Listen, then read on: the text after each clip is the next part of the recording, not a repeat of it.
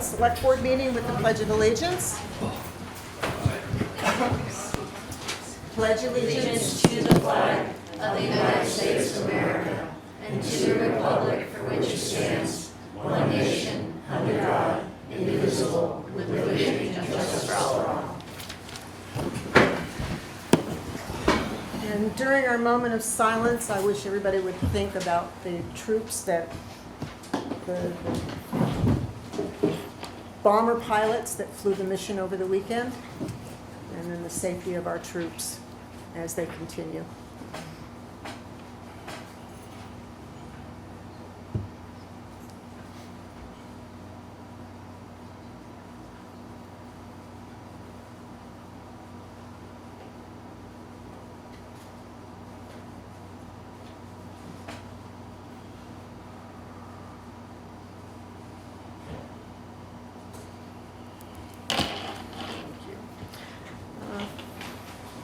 First I wanted to let everybody know, unfortunately, our town email was down over the weekend and it just came back online this afternoon. So if you sent us an email and you didn't get a response, it's not because we were ignoring you.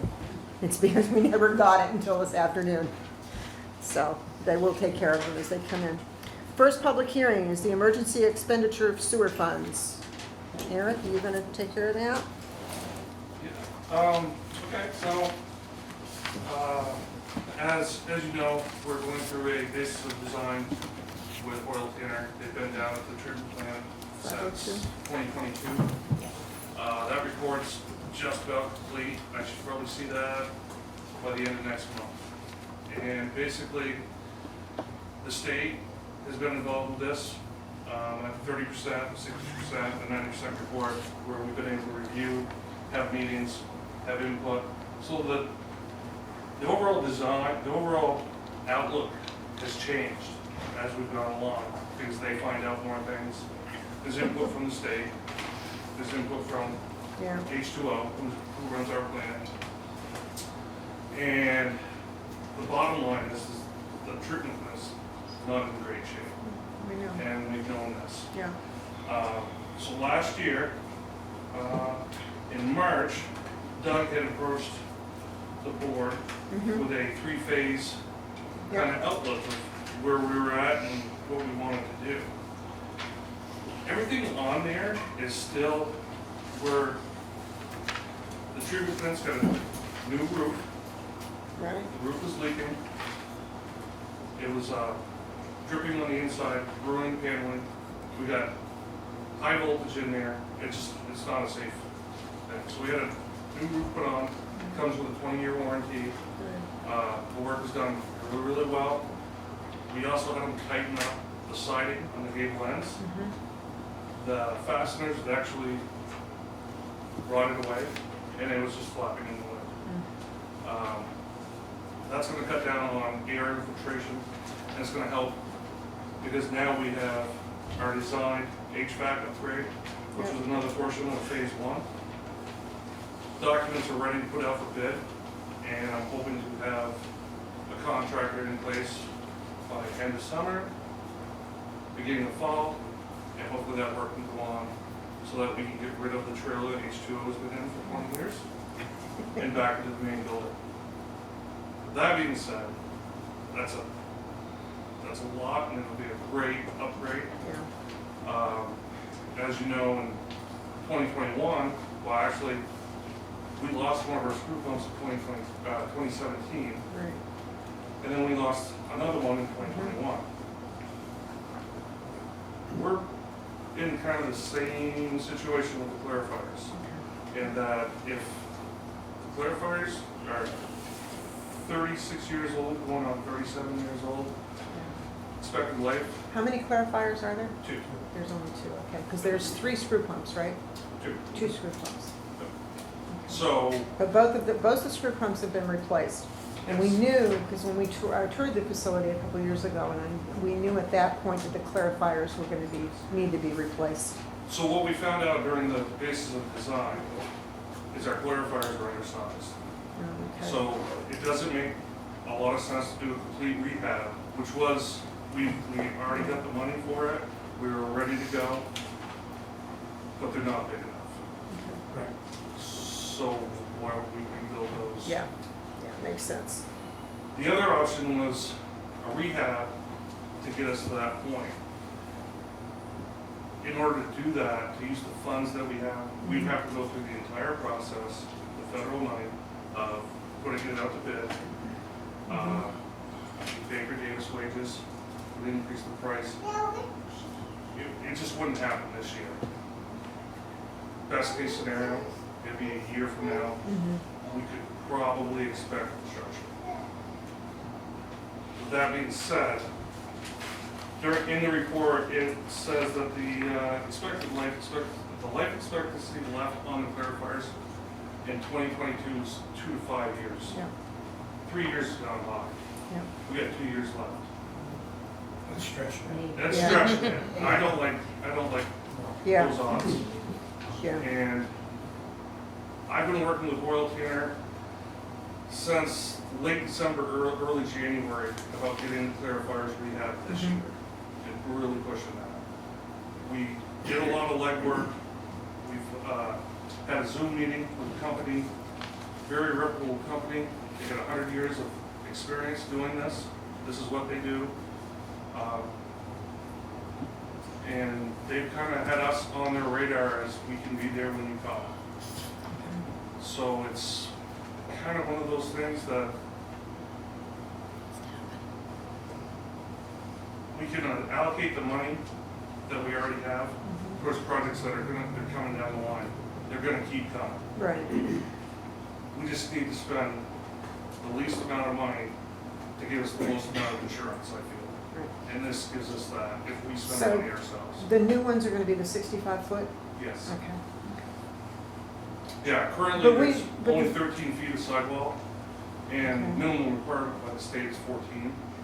So we'd have to do all the work really for nothing, and Right. they'd still be 5 feet Yeah, too short. So the So- suggestion is putting new ones in, yeah, turning the old ones into a sledge tanks that we Yes. need. Yeah. And realistically, jotted down some notes. Realistically,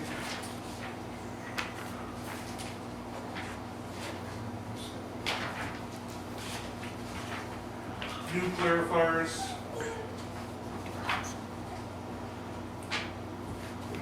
You're looking at it started like 2028. That's still 3 years away. Before they even start on it. Wow.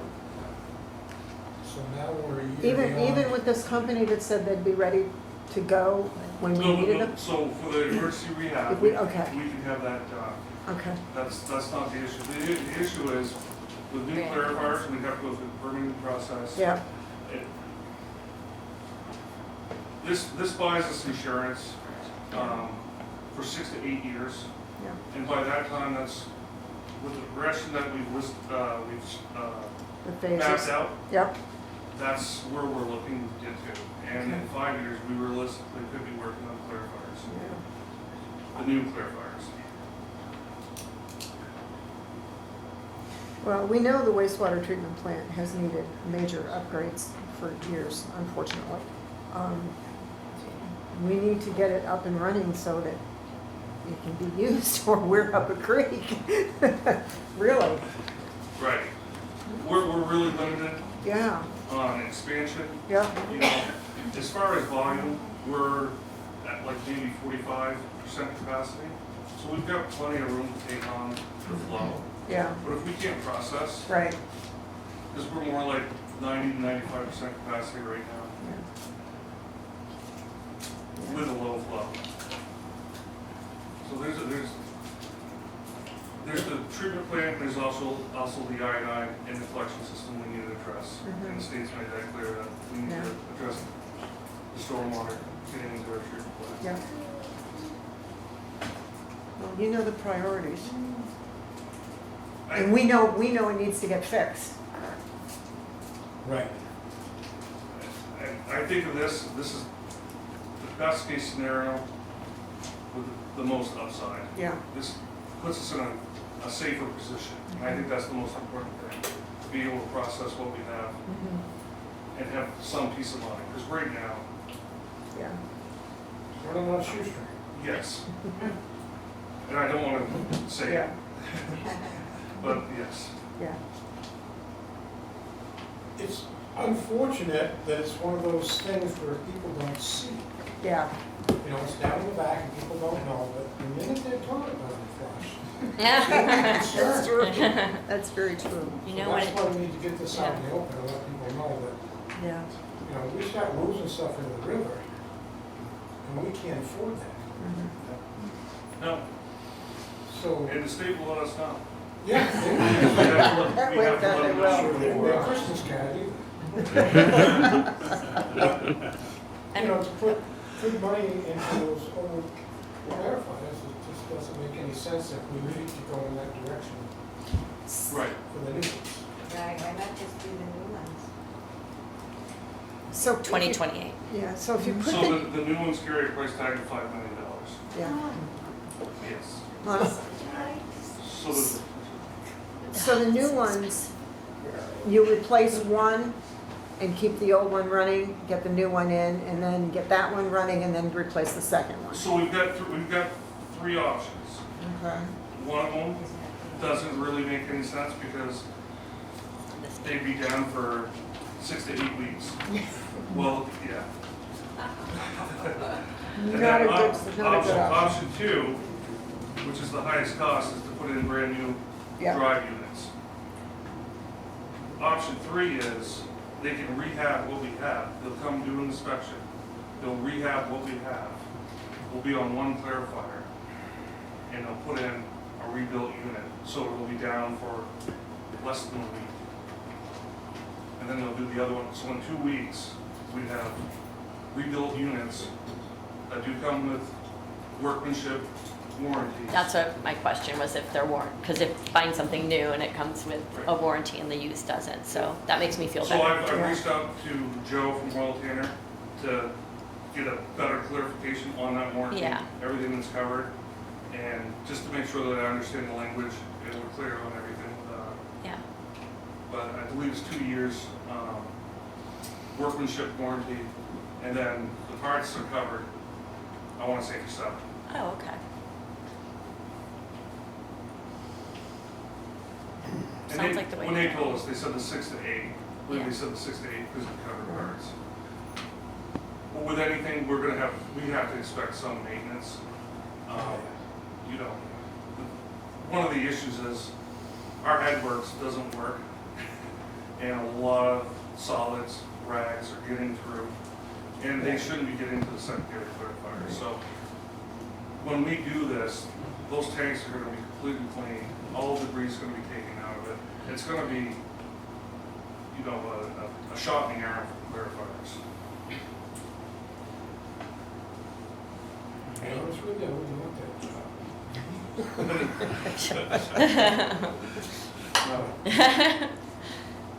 Okay, any questions from you all?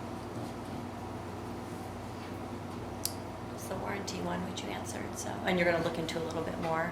That would be my Yeah, only the concern, email just to was make sure the down- Yeah. The warranty. email was down, so I'm way Yeah. behind. But I think the refab makes sense, or real, you know. For now, and then work towards getting the new ones. And this is what they do.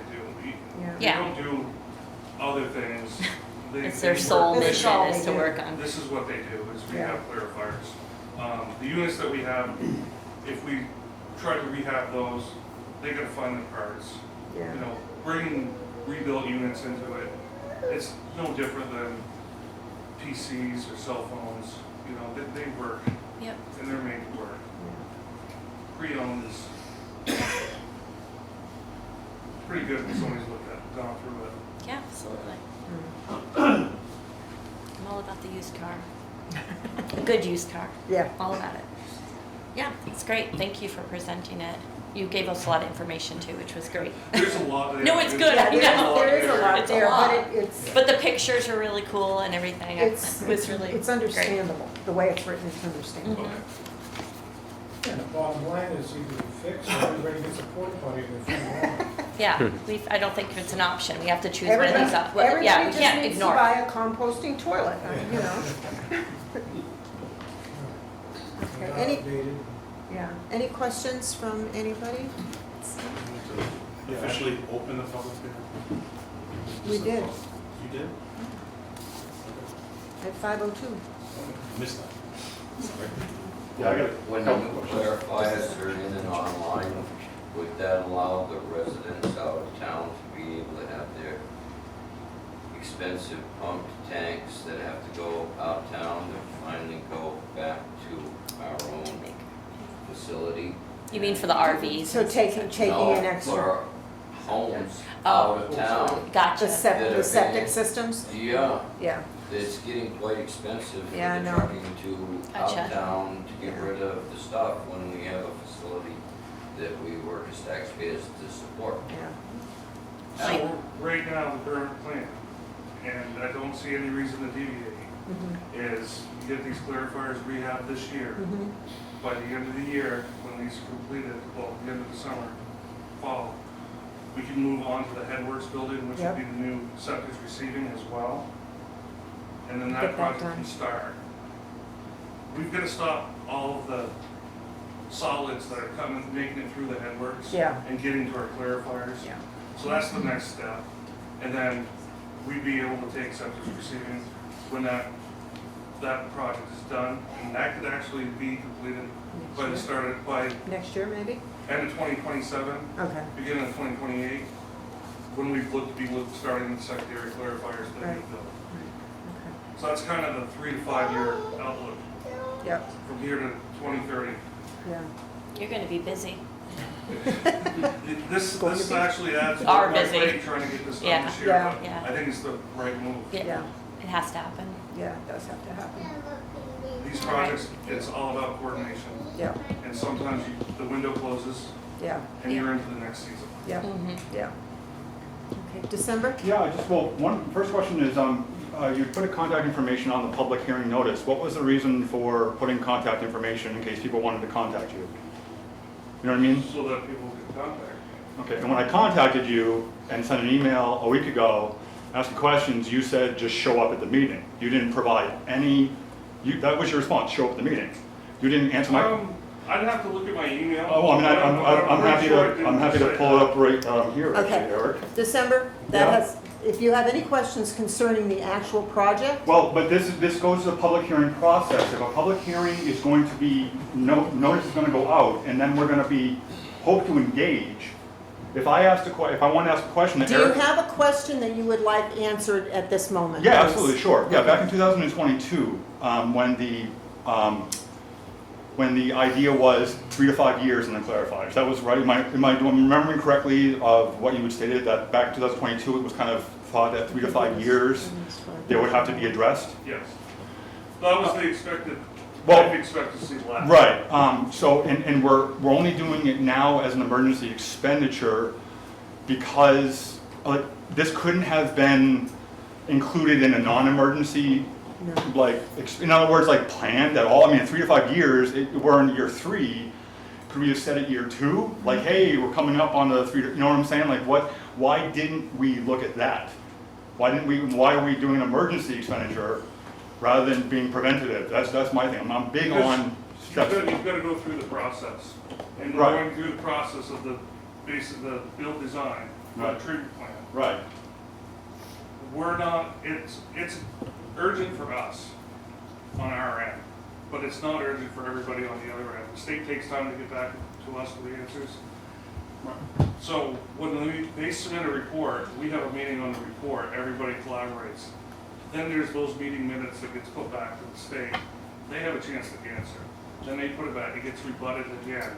So now you're talking Yeah, it's 2 4 to months. 6 months into it, right, and the clock just keeps ticking. right. So the reason I want to do emergency expenditure is because the clock is still ticking. And if something happens, somebody's gonna say, well, why didn't we do this earlier? Right, The reason we didn't do it earlier is we do have the money, and it was addressed in place in 2023. But we weren't able to start the process until 2 Fridays ago. We had all we could do to get this hearing scheduled for here so that we could actually move, because the state never gave us a go-ahead until 2 weeks ago. So the whole time it's been, that's what I'm trying to, I'm not Yeah. trying to, this isn't to blame the town, Oh, I'm no, just trying no, to it's figure out, just- like, what's the it's- process and As what. you go through the process, Right. it's a time, the window, like I said, the windows are really tight. And if we don't do this, it's gonna get into next season. Right. And I just don't want it to get Right, into oh, next no, season. yeah, right, then it's gonna be more of a problem, more costly, right, so I mean, it's not a matter of costing more, I'm but, basically asking to Yeah, not go through the whole bid process. I found a reputable company that can do it. yeah, yeah. And their references checked out, yeah, and I just trying to do what's best for the town yeah. and treatment plan. No, no, I'm just looking for, as far as, Yeah. yes, I understand things take a process, but again, it's always good, sometimes that process is, there's a reason, and again, it negates these emergency type situations, and anyway, so that's all, there is a process and a reason for it. The town wants to bypass that process by doing the emergency, which that's what it sounds like, to buy itself some time. I get that, it just seems like something that easily, you're saying now, let's plan, well, we could plan. Well, all other options, I believe, are gonna be not as cost effective, and they're gonna cost us more money Right. in the end. Hmm. So a lot of the Like- time it's Just- just- permitted, that's- Yeah, Like, in permits. right. and on that $5 million nuclear fire, like the actual one that the state is requiring, if you were the town to put in a nuclear fire, what's the warranty on, is there a warranty on that? You know what I'm saying, or like a time it should last?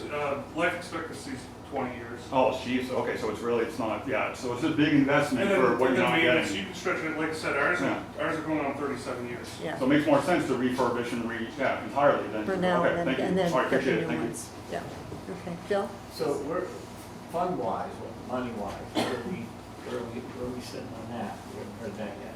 Okay, so, we've still got the $1.35 million clean water loan from the state.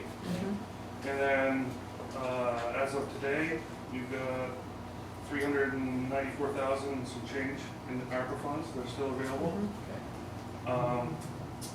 Spoke with lady from the state, and those funds, once we go through this phase, and we end up, if we use our own money, those funds and that loan can be transferred towards the headworks. We can start working on the headworks project immediately. So what are you looking for to do this? 300,000. 250,000. To get the clarifiers rehab and basically buy us 6 to 8 years while the other projects. So that's coming out of the funds we have, or Mhm. are we doing this through? So the 350,000 will be coming out of the sewer fund balance, Okay. correct? Yeah.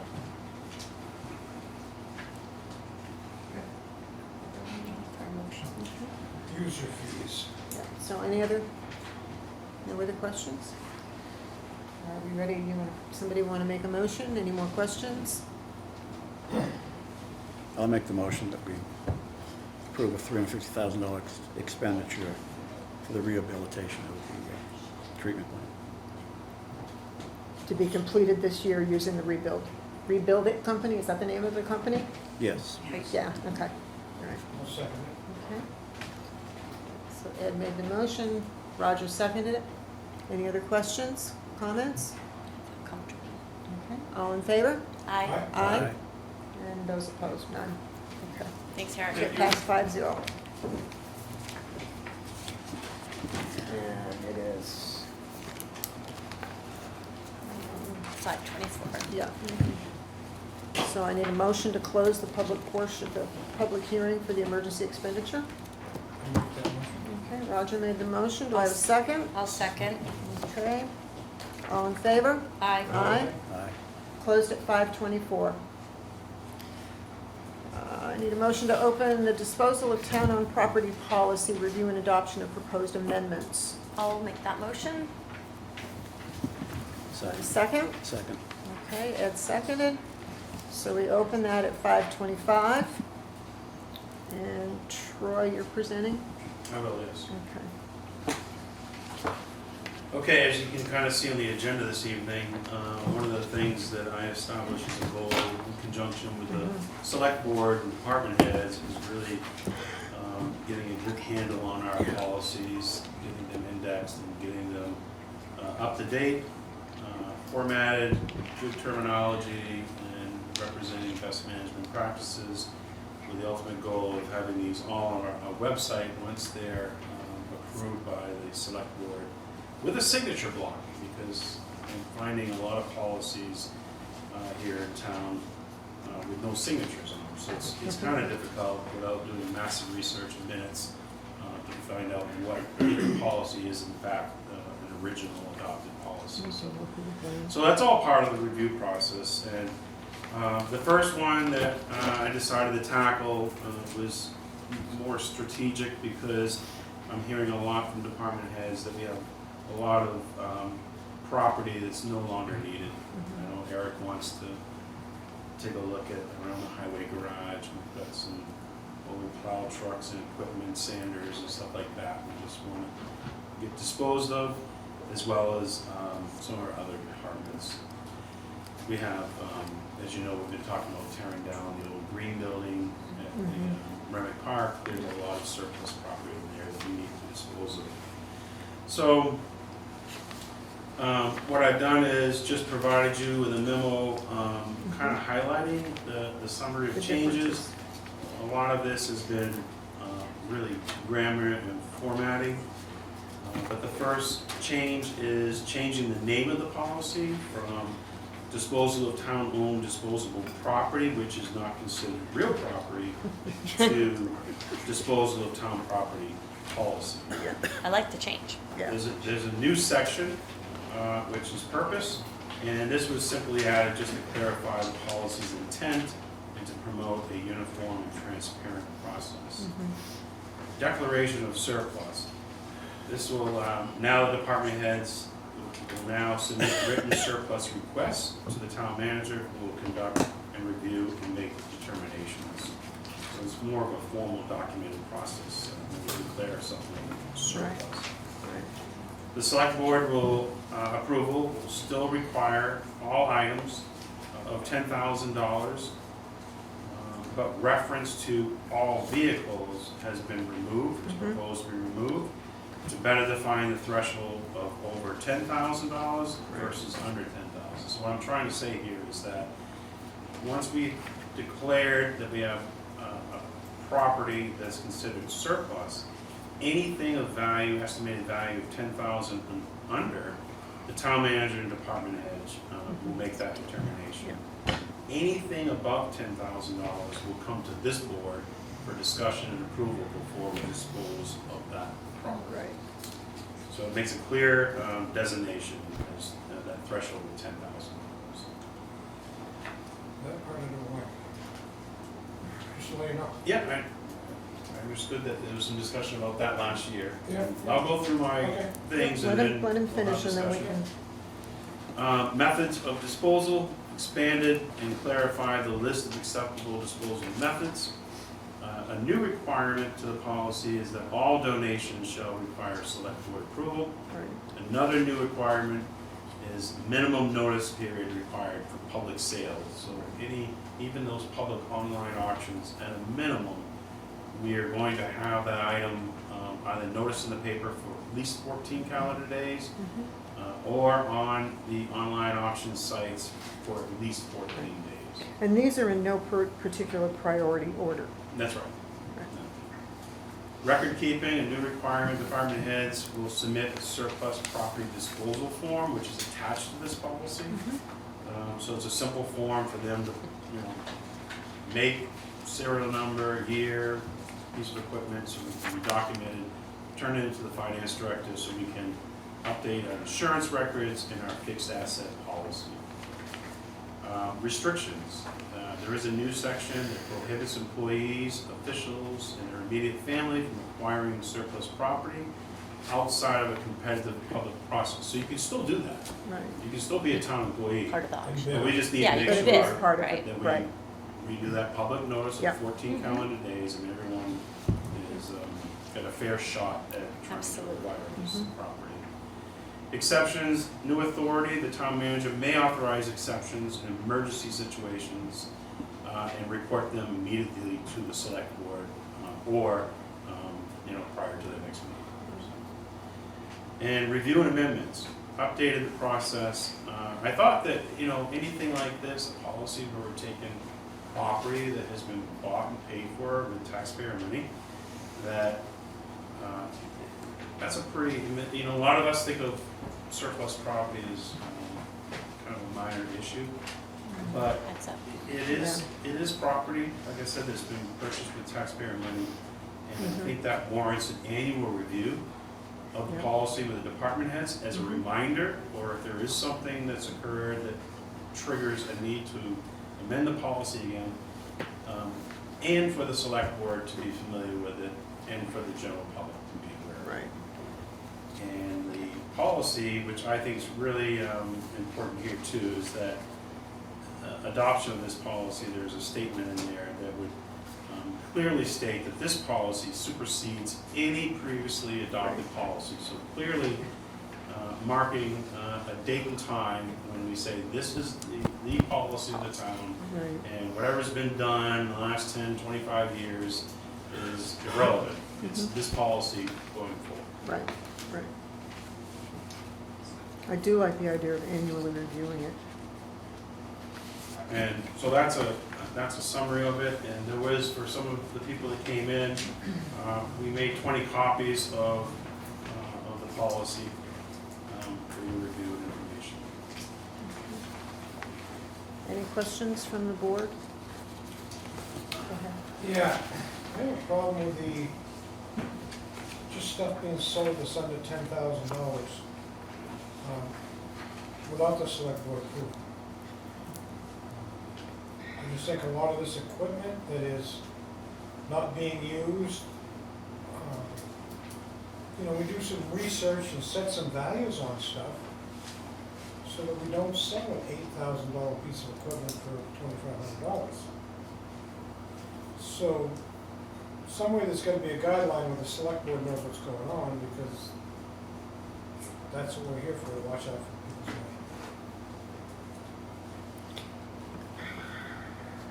money. Any other? I don't know, I understand where you're coming from, Roger, but my point of view is either we trust our department heads to do their due diligence, or we do not trust them. And I think the department heads that we have here in Littleton are of the highest quality individuals. I really do. They've proven themselves over and over again with their responsibilities. And I really don't have an issue with the town manager. As long as the town manager and the department heads keep us apprised of what's going on, I don't have an issue with that up to $10,000 mark. I really don't. So who approves the items less than 10,000? It would be the town manager and the department heads. So we won't know about it. Together. But can I say something?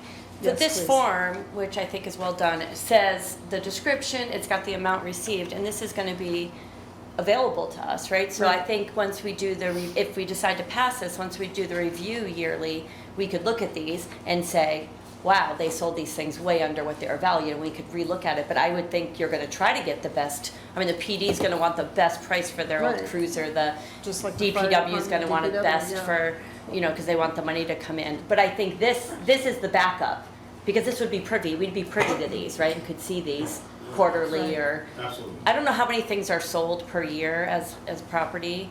I've seen a few in my 1.5 years Yeah. on, I think, You know, to I answer think- that question, I don't think we sell enough. right, that's what I'm saying, so Right. this will be From more my tour income of our coming in. buildings and facilities, Right. where, some We have departments. we have a lot of equipment that we don't use. Yeah, And one, it takes a lot of time yeah. to do it, so it's easier to just throw it in the closet and forget about it. But two, maybe the process hasn't been clear and easy, and that's why I'm trying to draw that line, Right. saying of $10,000 or less, empower the town manager, department heads Yeah. to dispose of this stuff. And when we get into stuff that has real value, that maybe has a debate over whether it still has 2-3 years of useful life to it, that's gonna be something that has a $10,000 value or Yeah. greater. Yeah, And that should be a decision of this board. right. I'm comfortable with that 10,000 threshold. Yeah. I think if we go much lower, we're gonna have so many things come to us that could be dealt with the department heads. But I totally understand your point, but I think Yeah. that's what this could be, is that we review it and make sure things weren't being undersold, like look at the blue book value and stuff, if it's vehicles and things, make sure. It's pretty easy we can research those. Basically, we're getting a report on the damage that's been done. Yeah, well, that's assuming that it's not done well, but it also might be done really well the first year, and it might take some stuff off our plates. But if it's not done well, we can reassess it. But Right. I have faith that it would be done well. I haven't seen it not done. Have you seen it not done well? Is that why some things We've are sold stuff at auction way too low? by opening an envelope sitting here. Right. Are you kidding me? Oh, yeah, there was Well, one that's- truck for Yep. lower, before we went to I online just don't want auctions. that to happen again. Yeah, I see what you're saying. How often will the record keeping be available to us? Every quarterly? I was gonna say, it should be available immediately to us. Yeah, I mean, it can be, if the board so desires, I think it's easy enough. Keep a to, folder or something. To take that and scan whatever we have on a Yeah. quarterly basis. You're gonna have, you're not gonna care about the used downhill skis and the Right. ball It's the brackets. big, right? Right. It's gonna be, I know the vehicles. plows. It's gonna be Right. the police cruiser, it's gonna be Right. the used plow truck Yeah. and the old sander. Right. And I think I use a little common sense to make you aware that, hey, we sold all these items and we were able to get X amount. Right. I can incorporate that into Right. my management Okay. for those big items. Yeah. Yeah, that just allows for transparency and for us to see how it's being handled. Because I know that, Paul, correct me if I'm wrong, when the PD has their excess canoes and bicycles and stuff like that, Because up to that's bid. how you do it, right? Up to bid. Out We to- do a public auction on. Right. On the bicycles and any. Yeah, and that property. does not have to come before the select board. What's He- that? That does not have to come before the select board because, but you notify us, we are notified that that's happening. But that wasn't purchased by the town. The public auction is, I have to do some research because, the bikes are, Confiscated, generally, abandoned. abandoned, okay. And it's abandoned property and it falls Yeah. under a specific RSA, which is a little bit different than Yeah. what Roger's talking about. Yeah. Mhm. So we have statute that guides what we do with those bikes. Okay. Got a question? Yes, I know that. Oh. Um, Gotta put it higher. No, I know, I saw it. Steve, yeah, Steve, you had a question first. I was just thinking that if you move the number to 5,000, only for target thing that above 5 to 10,000, then it comes in for you guys to look at and okay before it goes out the door, not learn about it after the fact and say, oh shit, we've got nothing. Like you're saying about the auctions, some of that stuff that's $10,000-$12,000 in value, and a guy comes in and gives you $3,500, takes it home, paints it up, puts it out on the lot for 18, is kind of rub in the face. So I would, Yeah. I don't think you should just completely wash away the oversight. Not that there's any distrust No, against, it's trust, it's just. Right. but we've had some that we wondered about the trust. Yeah. I mean, I think what's really important here is that people may not understand as well is, one, I want to point out that our policy today exists, that the 10,000 threshold is there. Mhm. The only thing that exempts is vehicles.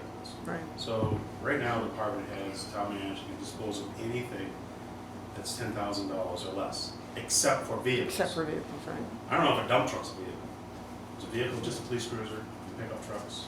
What's A dump truck would be a What's a used vehicle. ladder So truck? the So, anything's got 4 tires. but anyhow, I just wanted to point out that, however, and I know that even the old-fashioned way of doing sealed bid, but the online auctions, we have the right to accept and reject any and all bids, and we Right. have a right to set a minimum bid amount. So the online auction apps or whatever the programs we have the right to set a minimum bid. That would be As we good. do if we Right. did a newspaper seal. Right. So again, that's where the town manager and the department head, we have that discussion. And we talk about what's the minimum amount we're going to consider allowing this to be disposed of. So, Okay, Courtney, you have a question? Just going back to the record keeping, knowing what's being sold, wouldn't that sort of be reflected, I mean, there's gonna be a receipt of sale with anything that's sold. Right, Wouldn't that be reflected in financial reportings in some fashion? yeah, I think Lori's here, it's gonna be, yeah, There'll be a line item for it, right, for? Yes, this is a revenue account for items Right. that are sold. right, And it's also a fixed asset report for anything that's $10,000 or more. right. We share with the board or with the town manager quarterly, vote to the board.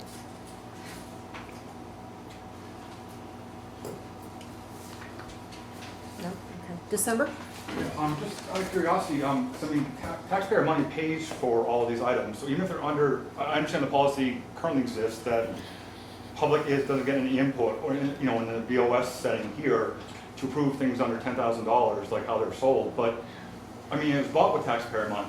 So, the whole idea, this isn't just a performative action here, the Board of Selectmen hearings, it's so that the public, it's a public hearing, can come in and engage with the Board of Selectmen and engage to find out what's best for us, because it's our town. We elect you. You work for us.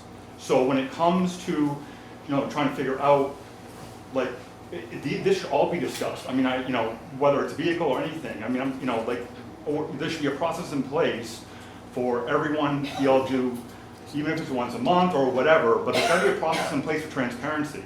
Because every time I bring up transparency or accountability and things like that, it's always, I get shut down, asking why I don't get a response from email. I sent an email to Troy a week ago. He didn't respond to me about this hearing. So again, what's the point? This is valid. You can say this isn't about the topic, but what is the point of putting a public hearing online, putting contact information, and then those officials ignoring my request for a question or comment? What you're doing is you're just saying, hey guys, we're pretending to engage you in the public, but we're pretending, that's it. We don't really want to know what you think. And you didn't respond until I sent you a follow-up email today, and you actually sent me the packet. I believe it's the packet that the board gets. Why don't we get that to begin with? When we want to present to you folks, you require 7 copies of this and a USB copy of this. Why don't we get to see the public, the people that vote them in, the people that spend the money? Why don't we get to see like this up front? Like why is this so that like? Because we do not have the budget to copy 50 copies of our packet. No, just like email it. All you do, I mean, email it to me a week ago. Linda, that's ridiculous. That's what I'm saying. Well, Is this isn't an engaged. that's what you're asking. But I just asked for an email. He could have sent me a week ago that. Okay, or, well, that, So it's very valid because if you're asking the public to engage, which is our right, but not actually allowing us to engage in a meaningful way, like shutting me down if I say, hey, how come I didn't get a response? Or I got a response, but it was like, show up at the meeting. This is all valid. I mean, obviously I'm the only one, I guess, that emailed, and I guess nobody else must have sent an email or contacted, or other people got responses and I didn't, but this is something that is important. I'm gonna drop it here. But this is important for engagement. Otherwise, you're all playing pretend, and you really don't care what any of the taxpayers think. You may not care what I think, but my points are about all of us here. So thanks, that's it. okay, do we want to discuss Steve's point to put the number down to 5,000 or?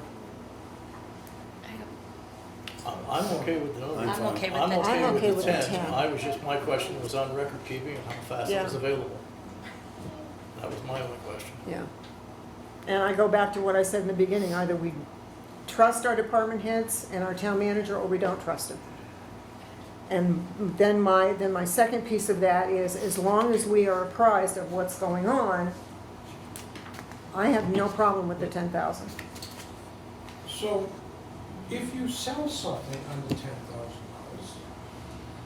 is the select board gonna get an email and let us know what you sold and how much you got? like I said, what I can do, Yeah. the items that I think the board would be interested in is, I can email it to you, but I think the best way is to document it in my manager's report. That way it's in the minutes, it's Yeah. recorded publicly. Yeah, that makes For sense. Yeah. the public to hear and learn. Yep. The whole, Yeah. You okay with that?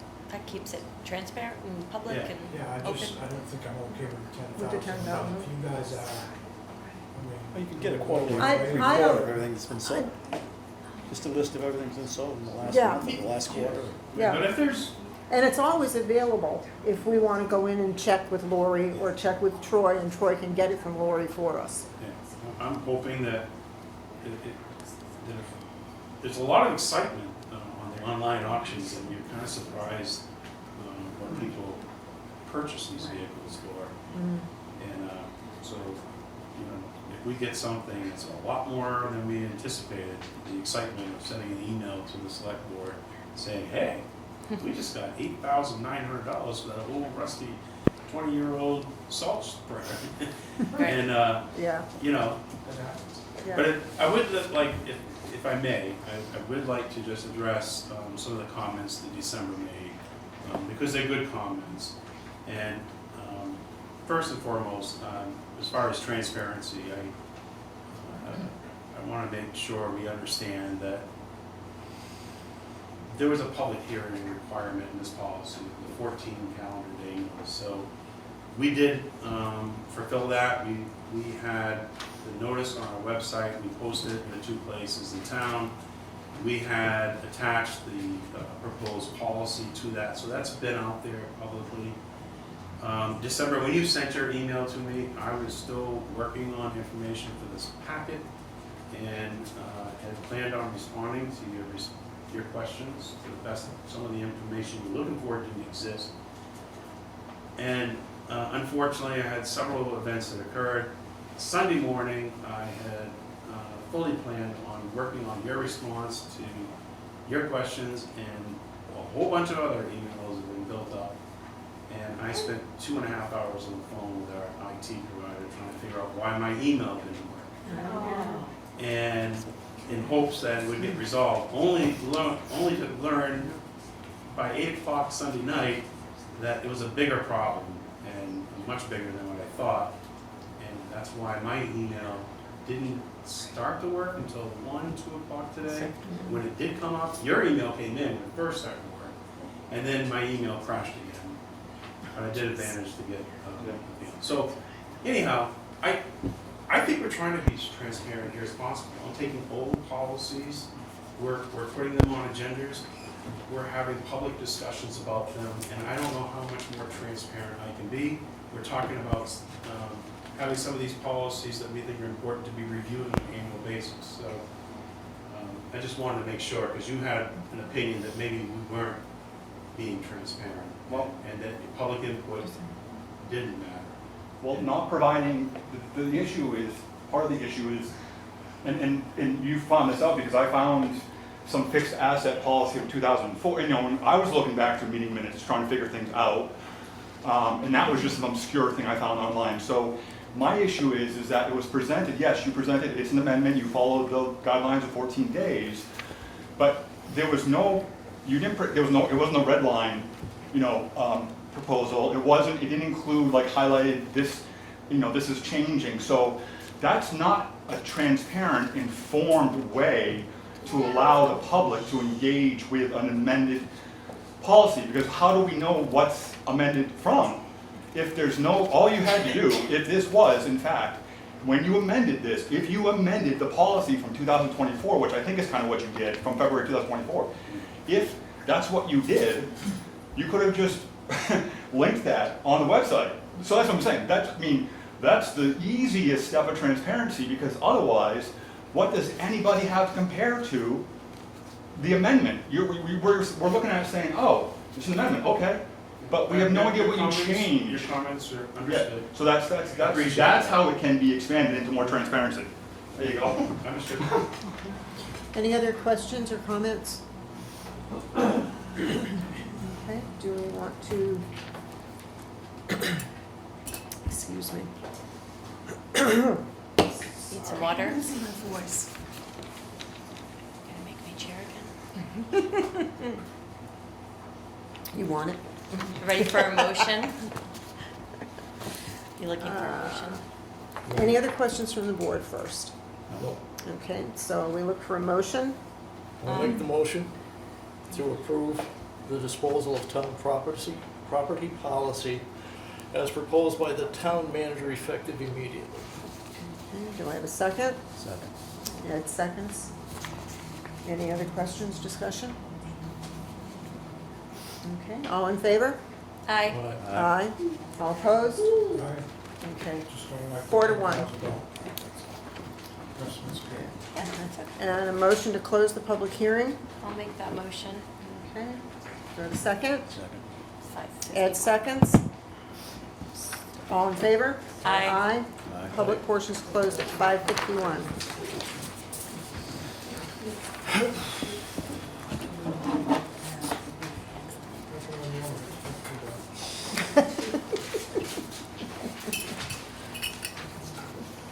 Okay, next on the agenda, bike crossing signage. Bruce, are you going to present this? I'm Bruce Caplain, Bike to North Country. Yeah. I'll take 30 seconds to give background on Bike to North Country. We are a nonprofit in this tri-town region, Bethlehem, Littleton, Franconia, and our goal has been to promote cycle tourism in the area. And I think if you look around over the last 5 years and look at the number of bikes that are coming through Granite across the New Hampshire Adventure Trail, just the rail trail, Parker Mountain, and just the number of out-of-state cars that have bikes on them every weekend throughout the summer. It's been amazing. In addition to promoting cyclotourism, we're after accessibility, safety, education. Some of the things we've done that you've probably seen, you see all the bike repair stands. We have about 15 bike repair stands in the community, 10 kiosks that have maps and information so people can find their way around, including all the resources like who are the bike-friendly businesses that support all this. And then we've got 20 bike racks in the community. And we have a gear library in Bethlehem right now that has 15 bikes in it that people can borrow for free. We're actually putting one in Littleton that should go in this week or next week. Great. Across from the Little Mill. We'll also have about 15 bikes in it. It's been wildly successful. Good. All this is great, but we need to make sure people are safe when they're riding, and that's why I'm here, the safety part of this. Right. Kind of twofold. One is on the rail trail as it goes through Littleton, there are 6 street crossings in Littleton, and we'd like to put in like a crosswalk and then signs on either side as you approach. As you approach the trail crossing, it just say trail crossing ahead. Bike North Country will pay for it, we'll do all the work. Obviously, we would work with Eric to make sure he's comfortable how we're going to do it, we're doing it in the right way. But we'd like to do that. The second piece of what we'd like to do is down Main Street, sharrows on the road. Sharrows are the bicycle with 2 chevrons over it, and it means share the road. So we'd like to paint those on Main Street, and then at either end, put signs in that say bikes can take the lane. It's really the only safe way to go down Main Street, rather than trying to squeeze through parked cars and traffic. Main Street's tough to ride a bike on. Yeah, you're not slowing traffic anyway, it moves slowly, which is the idea through here. That one would require state approval, because it's a state road. So I would ask tonight that you approve both pieces, and the sharrows and those signs subject to state approval, and obviously subject to working with Eric. So where would those go? Where would the Main Street signs go? On the street, sharrows. on the street itself. Like they get painted on the. It's painted on yeah, because you see it when you, Other cities. where have I seen them? I've seen them in other cities, especially like down in Hanover and West Lab. They have a bike lane. Yes. Yeah. Unfortunately, our Main Street is a little bit too narrow to put a bike lane in. But that's okay, because Yeah. traffic moves slow, and that was the whole point, was to slow traffic Right. down from Main Street. I do have one question. The maintenance of the crossings, We'll take care of that. you guys will do all the maintenance, you'll repaint them when necessary? Okay, all right. The idea is not to have the town incur the expense. Right. Or the resource expense. Eric's Tell me part. what you made them.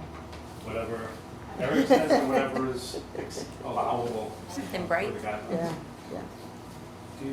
Bruce, do you think These crossings have been done before in other towns. We just got approved to do it in Bethlehem, we have not done it. Did you have to do any communication to the Bureau of Rail Trail or whatever? So I work with, So it's not just town, it's. no, I These work with rail Venture Trail quite a bit on Oh, this, great. and we coordinate to make Yeah. sure it's all the time. None of it will be on the actual rail trail. Chief's good. So first of all, Bruce forgot to say that he also got the PD a really nice pedal assist bike for a bike control. I'm a proponent for the markings. Yeah. The state, DOT has to approve the signage on Cottage Street. On Cottage Street and Right. Main Street. And, you know, after he put this out, I've been monitoring that, and there's a lot of, not just bike, but pedestrian traffic that goes Mhm. across there as Yeah. well. It's heavily used. And so will the state think that's a crosswalk? And the only place I'm thinking about is Cottage Street, you know, when you cross there, other than the other small town roads, East Cape. Mhm. But that major place right there, is the state gonna allow, because there's already a crosswalk there, I mean, you know, Further down. so they're gonna think this is a second crosswalk?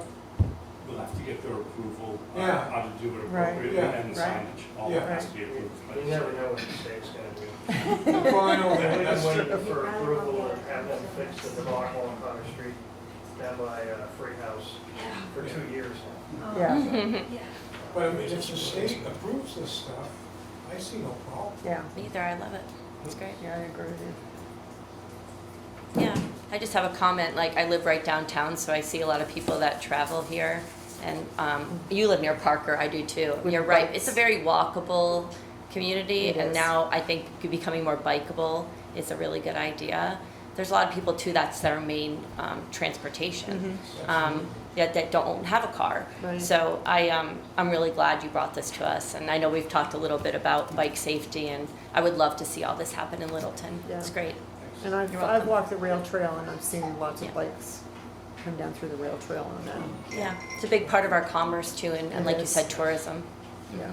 Put a lot of hitches on cars to put bike racks on. Absolutely, On the back, yeah. Yeah, You know, so it is, it's a Yeah. fast moving thing. It yeah, is. for sure. It is. It's great for a town. Well, the Great. electric bikes are growing. Yes, But it gives access to people that wouldn't otherwise be able to ride. Right. We Right. actually put 2 electric bikes in the Clear Library. yeah, They've been out every single day, and people that wouldn't otherwise ride are like, this is fantastic, I couldn't ride. And Are we gonna have an electric bike in the Littleton Well, one? Yeah. They're on I'll borrow order, it. but- They're on order, but they're back ordered. They're not- Oh, great. they're ordered. That's We exciting. will, Yeah. at least 2. That's And great. where will that be in Littleton? Across the street from the little grill, right on the rail trail, they have a parking lot across. the- But It's wonderful. what, in back of Tractor Are Supply? they leaving bikes there? Yes. It's wonderful. I Yeah. love it. Do you sign them out, or you? Yeah, you have to go online and you sign it out, and then we give you a code to get the bike. Yeah, Some cities have the parked ones, and you've seen use your credit card. Some bigger Yeah. cities like Portland, Maine, Burlington, and you can pay for a yeah, I bike. think Westland, Westland, Hanover has yeah. that, yeah. It's great. Yeah, I think it's a great idea. I really do. So you looking for a motion? Any other Yeah. questions or comments? No, it's great.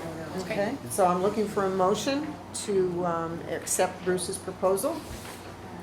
I'll make that motion to accept it, as long as the state Yeah, is approving it, the town should be behind it. Absolutely. I'll second that. Yeah. all right. Any other questions? Can you do our crosswalks at the same time? Can't do that. Okay, all in favor? Aye. Aye. Unanimous, thank you. Thank you, Bruce. Thank you. Okay. Next, we have the Littleton Off-Road Riders. Dee, do you want to There's no do material. that, or you want Oh, okay. Troy to? Kick it off. I just wanted to update in that we're Thank you. 3.5 months into since the vote to take over the piece of property on Riverside Drive, which was tremendous. We've been through months of, we have a Hight surveyor that lives in Rhode Island that's been trying to, for weeks, to position the what we want for a containment area for the equipment and a place to work.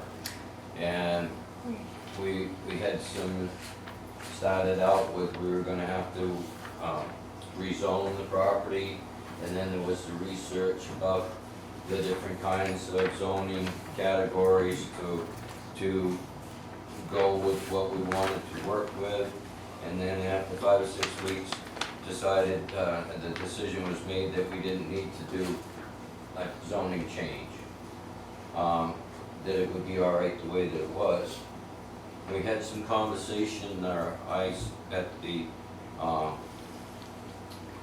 deliberative session about the seasonal part of the club, and that there would be room there that we could offer some parking for different events for Mill Street, Littleton, whatever, as it goes by. So, just in an attempt to try to move this along, we are on the summer hours, and if we came in tomorrow with and then it's got or Troy comes to us with a proposal for a lease agreement, we gotta have a meeting to verify with our clubs that, members that we can bring in to you to look at to sign. Well, in the middle of this, Troy's tried to look forward in the 5-year plan with the town as far as the parking spots. So if you see these things in here and that line down through the side. Yeah. You want to point to it or? Well, just let me finish the deal. Yep. So the proposal thing has a line that's not there. Right. That he's suggesting to come across into this. Yeah. Which gives us about 1/3 of the 1.4 acres that the town voted to give to us for the 5-year term. Right. And Ladies, now, excuse me, ladies, please. and now, we're looking at around 30-35% of the property in full with a Mason-Dixon line that this is ours and that's the town's. Well, we can agree that we're not gonna use, it's not gonna be a parking lot in the winter time, and they're not gonna pay, plow it, and it's gonna be all up to us, but we need to have for safety a telephone pole for lighting for both the parking There is lot. one back there. What's that? There is a pole back there that is. Well, when we did the site review with the water and light department, they deemed that is not useful, gone by, and the wire would have to be replaced because it's too old and checked and so it needs to be new. Okay. Okay, so down on the other part of this, the water and sewer stuff is down here in this corner of the parking lot, down here. Okay. Yeah. Yep. Okay, so we're up in the other end, in this building, the old green building that's there that needs to come down. Troy said that we could do that, and there's a pit that the state put in Right, that to needs to be clean out cleaned up. the catch basins and dump into the thing for drainage and sediment. Well, whatever, after they completed it, then they started dumping the stuff over there by McClure's in the intersection, and the thing never got used. So anyway, that's gotta come out, the building's gotta go. But this Mason-Dixon line, so to speak, 4 years, if we get snow, we get paid by hours for the grooming for all the different pieces of equipment. We were allocated for $28,000 last year for the season, and because of the snow situation and actual grooming time, plus being so fortunate that a good portion of our trail system was under the power lines that they were changing the poles, and when it came for the January, February holiday stuff, was just happened to be the best time the snow came, and it's when they closed the trails down because they were working in those areas for 2.5 weeks. It was a wonderful experience. So anyway, we're a little light on what we got this year, and hoping for snow to come to go forward. Depends on whether we're gonna be 3 years or 4 years or whatever down the road to like to add to our containment area in that steel building, something for a clubhouse. And so, in the turning radius that we need to bring the equipment in, get into this thing, get out, get turned around, goes into this parking area. And by the same token, if we wanted to put a clubhouse in, it would have to be back in the back end of this. And now, we gotta come back in for a zoning or agree to buy this Mason-Dixon. So I'm just thinking, being around quite a while as a Yankee, I like the whole handshake agreement thing that we're gonna share the parking lot with you, but we don't need a subdivision thing. So I wanted you to be aware of that, and before that comes in, so we don't lose any more time. Right. Because if you sign, you don't get it till August or whatever, or coming into July. Your next meeting will be the end of July. Okay. It's gonna be August and into September before we can even start to clear the site and move in what we have and try to go do some fundraising to get the rest of the stuff. But we haven't been able to do any fundraising because we don't officially own it to, you know. The lease hasn't been signed yet. Right, so anyway, I just wanted to bring you up to speed on where we're at, where the dragging's been, and Okay, try to figure out how to move it ahead. All right, my understanding, Steve, is that the parking that the town would be using would be a seasonal, which would be spring, summer, fall. So, yeah. So the winter parking would be yours. I mean, No, I get whatever that. you guys I do. get that. The problem with this right now is that that's been given to the Brooks Construction that's doing that. They're using this for a staging area, okay? And they're bringing in materials, and there's a trailer. Brooks Construction. The company that's doing the sidewalk on On Carter Carter Street. Yeah, so Okay. they got a trailer in here, and they got Yeah, the sign in here. I saw those. Okay, and so then there's a couple piles of material. Well, we come in with the set of containers and some, I don't know yet if we're gonna have a metal roof or a wooden roof, metal roof, trusses. Trusses, yeah. So then there's a crane to come in there to set trusses maybe, Yeah. whatever. So then, So, wait, I'm not done with that. So the other thing was with this public parking was the idea of the foliage stores with the buses. Okay, now we want to park some buses in here while. well, nothing's gonna park in there if they're using this as a staging area at the Oh, no, moment. because they can come this way. They can park down in this way that's open where the trailer is. But, so anyway, there's a little overlap with that part of Yeah. we'll let you use and we'll let, but who's stepping on who's during the time when you need to have it. Yeah. Steve, know? Yeah. Steve, what, the lease limit line, are you saying you're only leasing this part? No, the town voted to give us this 1.4 acres. Right. Okay? What's that? This is what That's true. It was on the warrant article. Troy's suggesting Oh, okay. to have for parking for the Okay. town in the potential. Yeah. The design of it. You know, but that thing, that pit is right in here on this end. So right now, that much is all that would be usable. But this is looking out further down the road.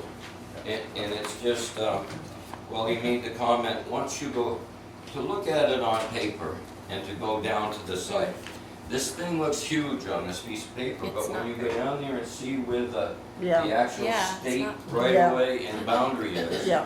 And the other one on the other side, one of his first comments was, this isn't as big as I thought. We do, Doing the drive-by. okay, Steve, we do have a surveyed, Don't park one. yes, thank you, Pat. One of our surveyors in town donated their time to survey Yeah, the little pie-shaped piece down off Riverside, and by mistake, they surveyed this. So we do have a survey Of this, of this this. one? Yes, and I believe Paul took it from me because he said, when he was interim town manager. So I know we have it somewhere, this surveyed piece. So we need to dig that out. Well, And then- our man Norbert has, He surveyed it as well? He's surveyed it as well. Okay, and well, we it's need to all make on sure there. that they match. Yeah. Yeah. but, So anyway, and then there was a question about taking out the containment pit. Yep, And that the contractor, Troy had negotiated in the beginning with the contractor on Puttock Street to take out the pit and the building. Well, he didn't know if there was lead paint on the building, and he was afraid about contamination on on the pit. the pit. Well, when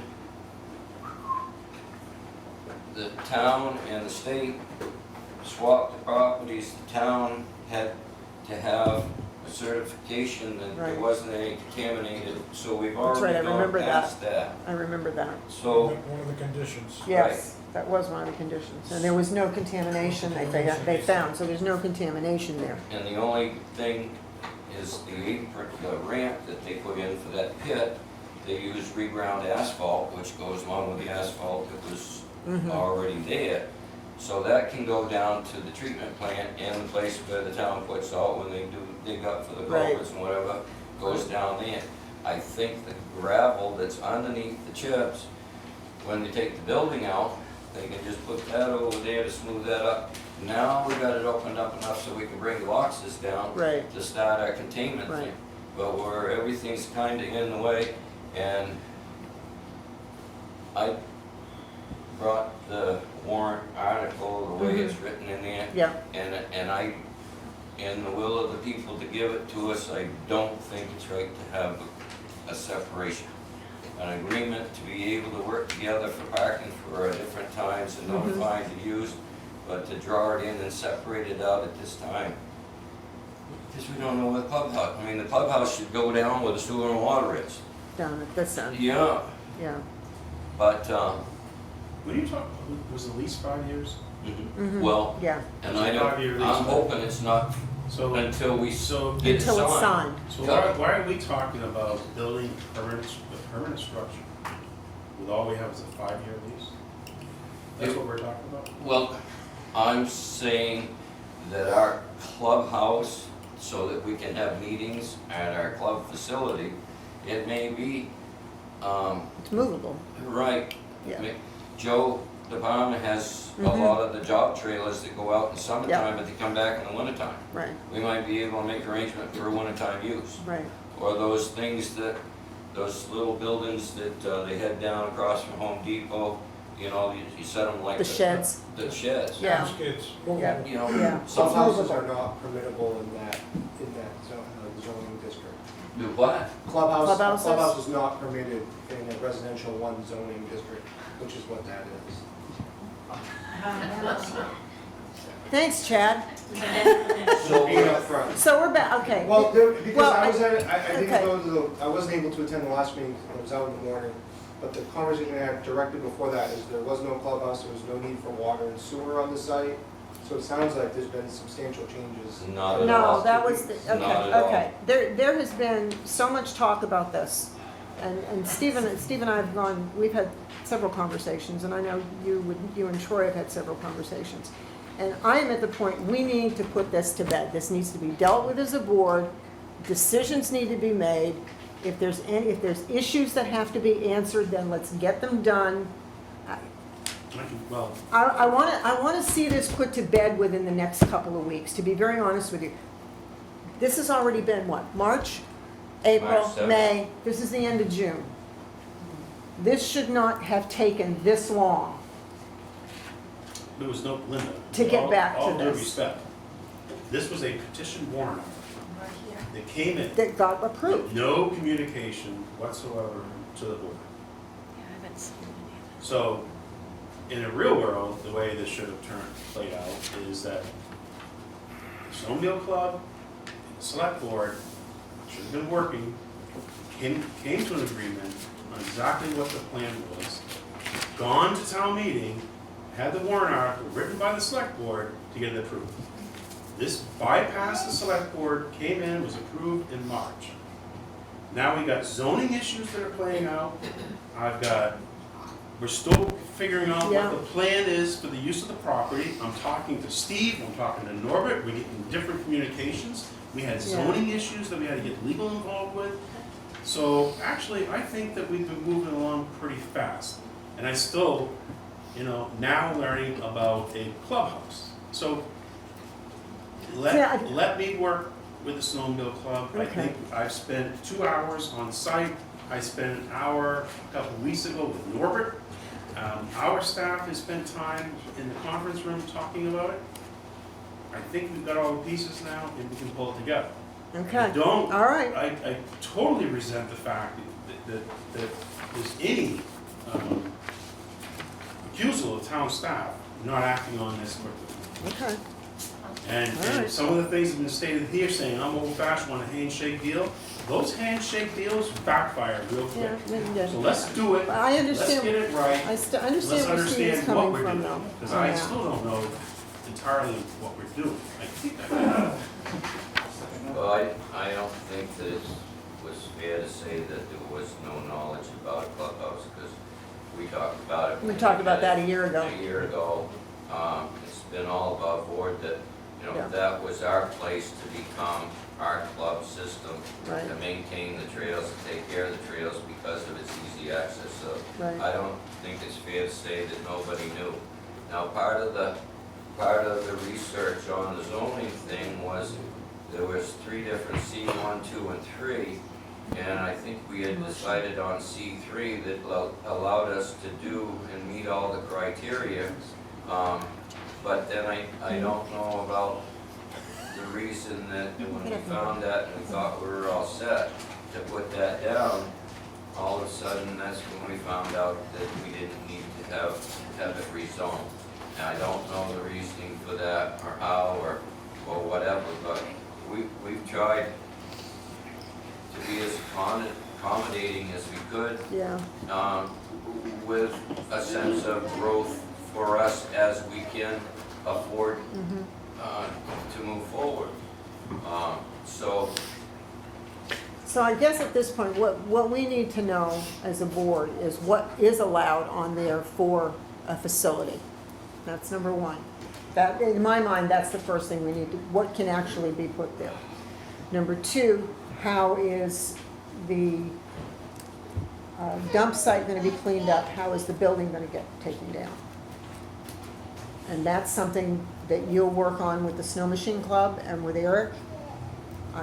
we will work on it. Okay. You've got 2 different schedules of time here and 2 different budgets. Yeah, no, I know. We've got to take down a building and do site modifications. They've got their own schedule. Yeah, So I know. I just think we all have to work together and communicate. I don't think that the zoning issue, I clearly remember at deliberative session, our zoning administrator bringing up the fact that I don't remember none that. of this operation complied with zoning.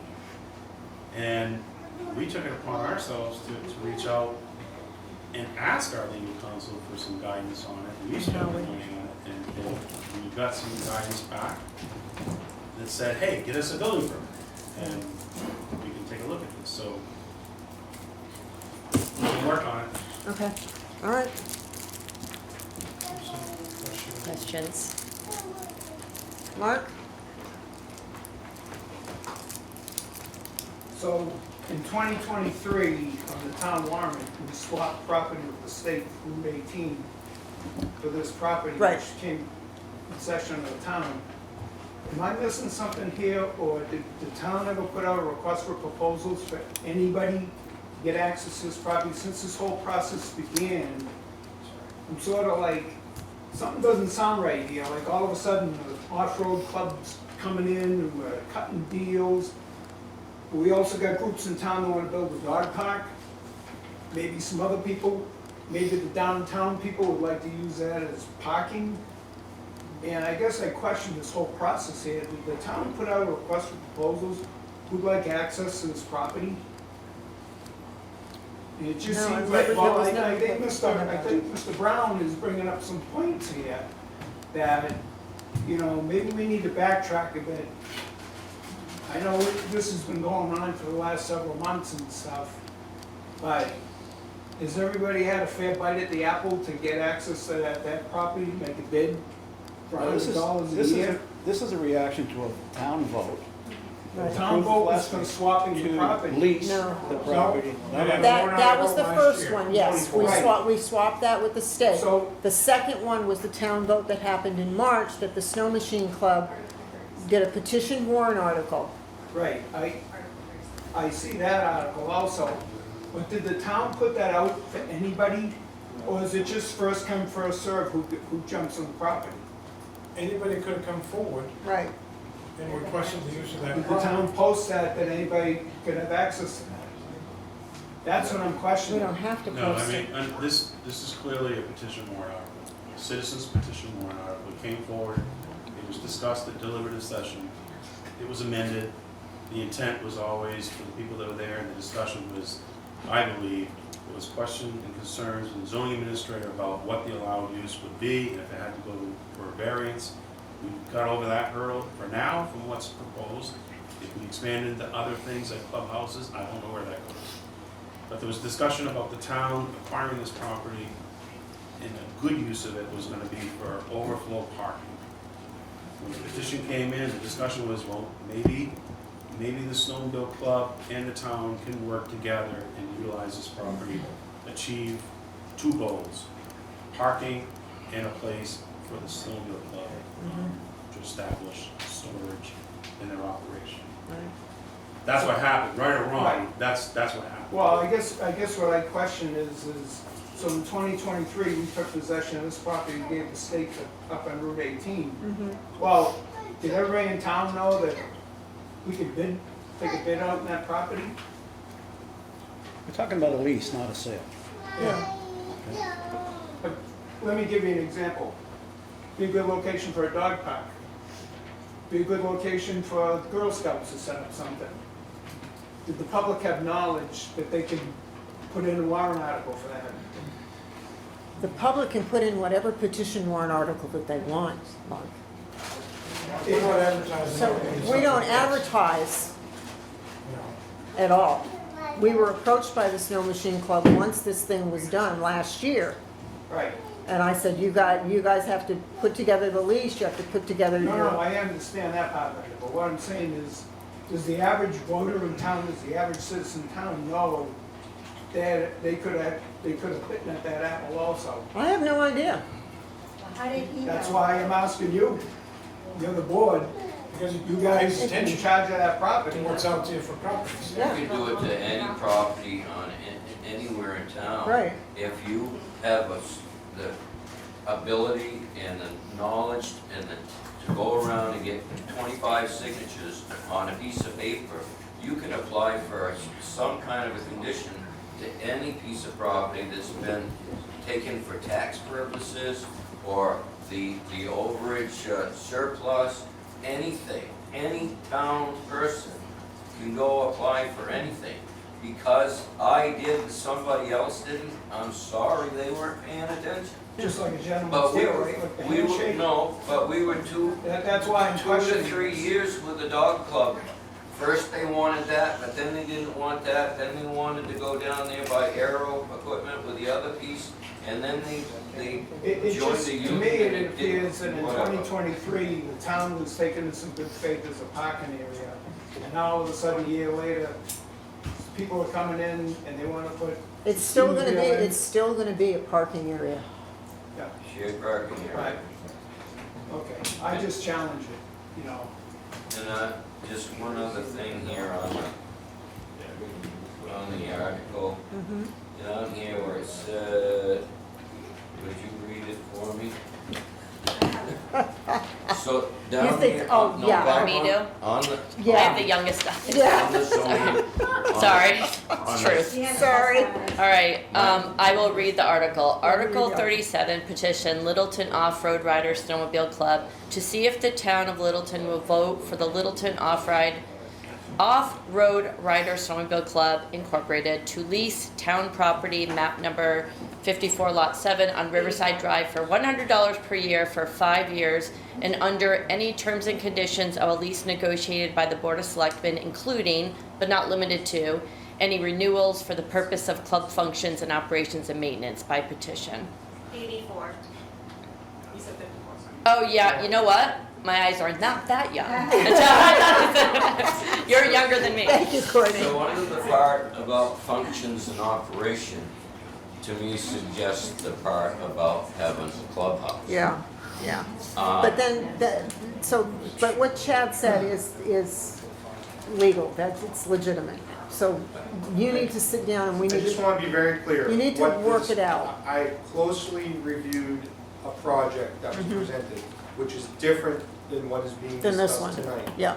My message to the town manager was, based on my current understanding of the project, I felt like it could fit within the zoning ordinance. I Right. did reserve the right to make a final decision based on information provided on the zoning/building permit. Right, I specifically asked about a clubhouse because I was very well aware of that. right. I told them, we just need some place for some containers, we're gonna make this work.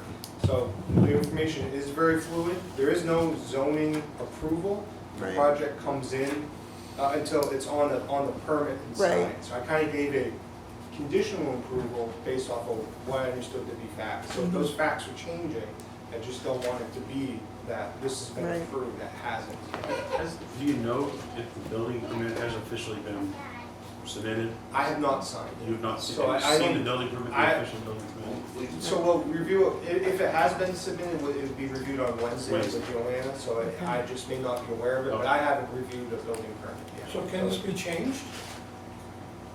Can the zoning be changed? It certainly could, it takes an act of town meeting, in the Every town meeting ZBA next March. forces it. And that was one of the things that was discussed, is maybe changing it to, it borders a different zone that, Could we change it to multi-use and that would cover it? well, that doesn't exist, That it's doesn't more help. like residential, commercial, rural, industrial. We have multi-use, out where the hospital is multi-use. We approved that years ago. You're right, there's a small section, but Yeah, I don't know that it would fit that Fit- definition. okay. I know it fits other definitions, Okay. but, all but right, it has to go before the ZBA. Right. And the ZBA would make that recommendation. right. If that existing building is there, couldn't the clubhouse be considered a replacement for that building? It's a use. It's No, not what the structure It's not is. the structure, it's the use of the structure. Everything's in a building, Yeah. whether it's a church or a hospital or Yeah. a 5-unit apartment or a single-family residence. Well, the sketches that we've had, you know, at this angle, that Yeah. angle, because of what they were trying to, so we'd have enough room to get the tucker and the drag around to make the Yeah. turn to get into the building. I think when And we, wait a minute, the building has been turned at this angle, it's been turned at that angle, and it's been, whatever. When we left the meeting last Thursday, it was basically you gotta be 15 feet from the line and 15 feet from any other structure and set the containers down where you need to so that the thing will function.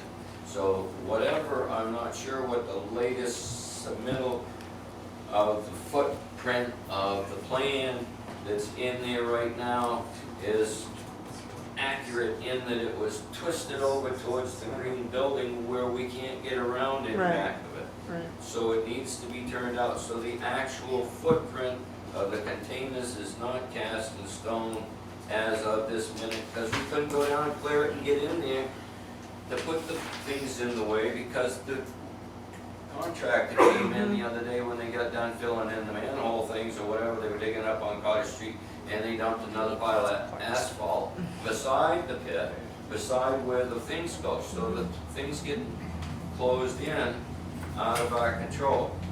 So we don't even have a footprint there right now. We could put the containers on if we could go down tomorrow to do it. right. Do it, whatever word that is. Irene?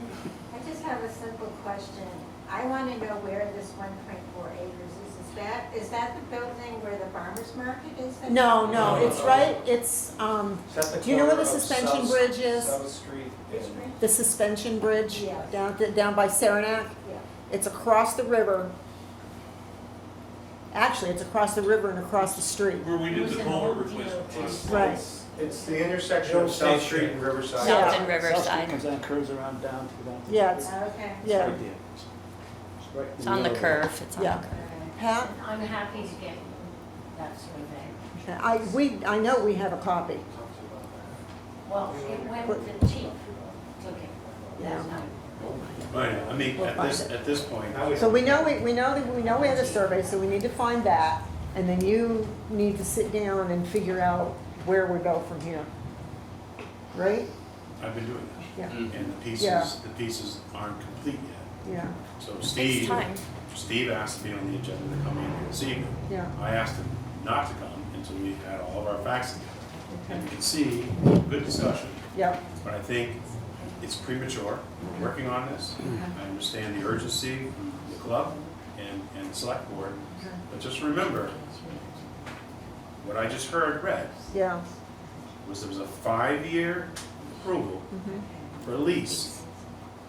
And the people who said you can lease it to the club for 5 years gave that authority to the select board under your terms and conditions. Right, That doesn't mean, under your terms and conditions, that you want a clubhouse in the middle of where we think we might have cars parked, right, or a utility pole, or this and that. And so that's my conversation, is trying to make sure we preserve the parking that the town wants to have, yeah, and having an operation for the club for 5 years, because nobody can guarantee that after 5 years, that that's gonna get renewed.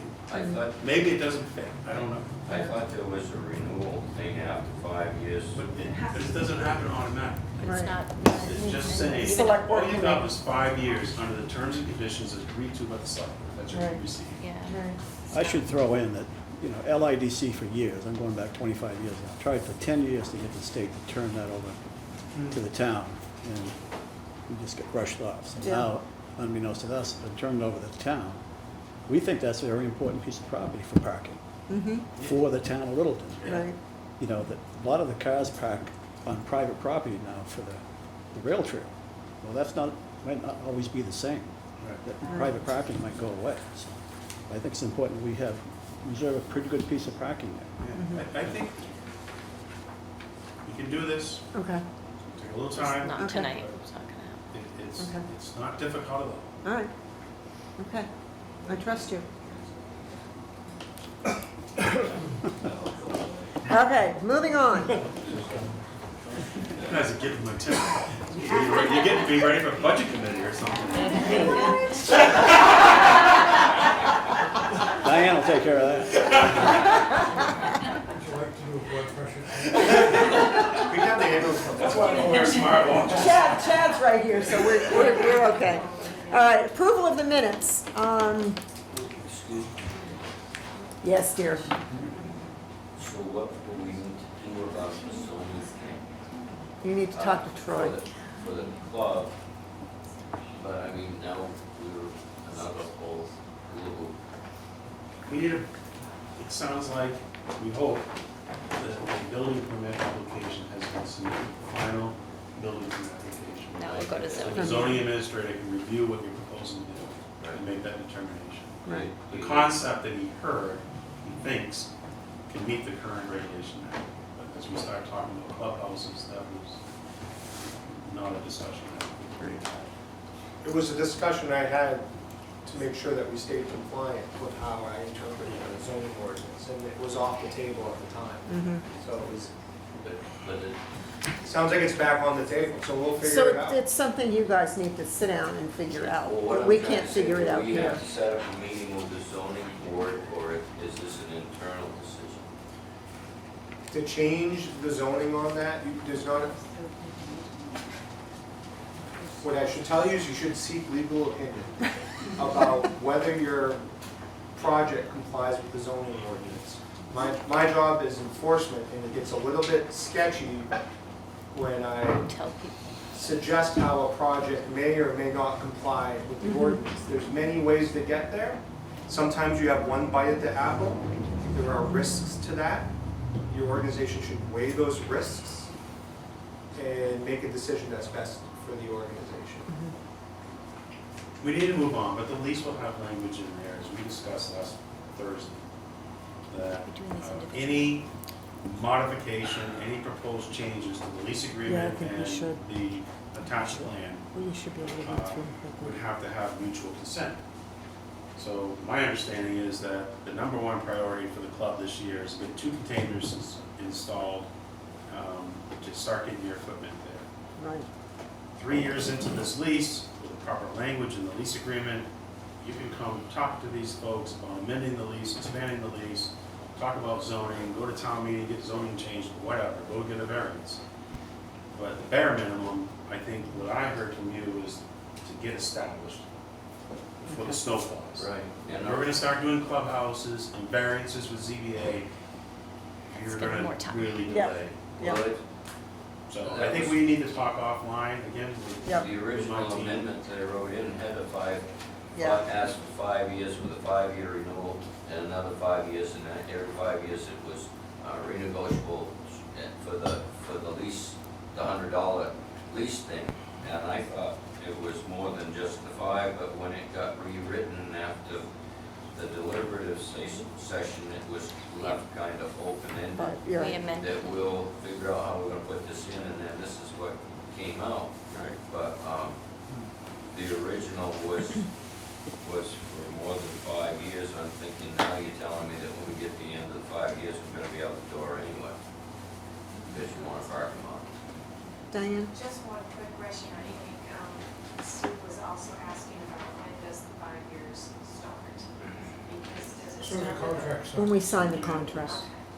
That's a good question. That's a good question. We should- All right, All right, moving well, on. enough. Thank you. Yeah, Thank thanks you, for Steve. coming. I'm sorry, I That's- thought I was doing a good thing, but obviously I really didn't want to. No. You and Troy will work through it.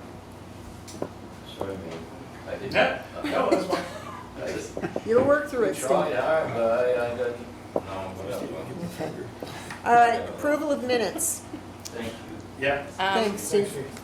First set of minutes is from the work session on the 9th of May. I need a motion to accept them as written, or are there any changes? I will make a motion to accept the May 9th work session minutes as written. Second. All in favor? Aye. Okay. Second one is the non-public work session on May 9th. I can make a motion for that too, to accept the non-public work session from May 9th. Do I have a second? I'll second that. Okay, all in favor? Aye. Aye.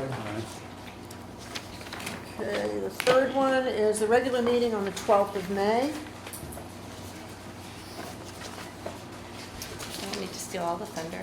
Anybody else? I didn't find any discrepancies in it, so Okay. if you need a motion, I'll make that. Okay. Roger made the motion. Do I have a second?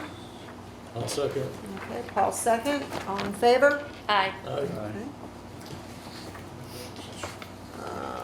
The non-public meeting on the 12th of May. I'll make a motion to accept those minutes from May 12th, non-public, as written. Okay, do I have a second? I'll second that. Okay, Paul seconds. All in favor? Aye. Aye. Okay, and the last set of minutes for the 19th of May, the public hearing work session. Oh, that was for the grant, yeah. Mm-hmm. At least for the emergency. the grant thing. Yep. Do I have a motion? I'll make the motion. Paul makes the motion. Do I have a second? Second. Okay, Roger second. All in favor? Aye. Aye. Okay. Next thing on the agenda is the general fund report. Town Sure. manager updates. Okay, this is your May 2025 general fund report. I am once again pleased to report that all lines are looking great. At this point in time, we should have 58.3% or more left to spend. The only line that we've really been monitoring, and you've heard me report on this previously, is the welfare, local assistance expense lines, and that's at 42.3%. We'll be talking a little bit later about getting authorization to access the expendable trust fund, to help out with this budget need. Any other budget lines that are over that 58%, those are due to the timing of payments, Right. quarterly, annually, and such. So overall, the $7.4 million remains unspent, which is about 63% of the budget. The budget was $11.7 million. If we do the quick math, we are 4.9% under budget. I like that. Yeah. Good job. Okay, next thing on the agenda is, you have two other things you want to discuss? So the next one is talking about as we start working with our team on preparing for the 2026 budget. You know, we have union contracts that have been approved and we follow, but Lori and department heads have asked if the board would take a position on the cost of living adjustment that we would, really just a wage adjustment is a better way of stating it.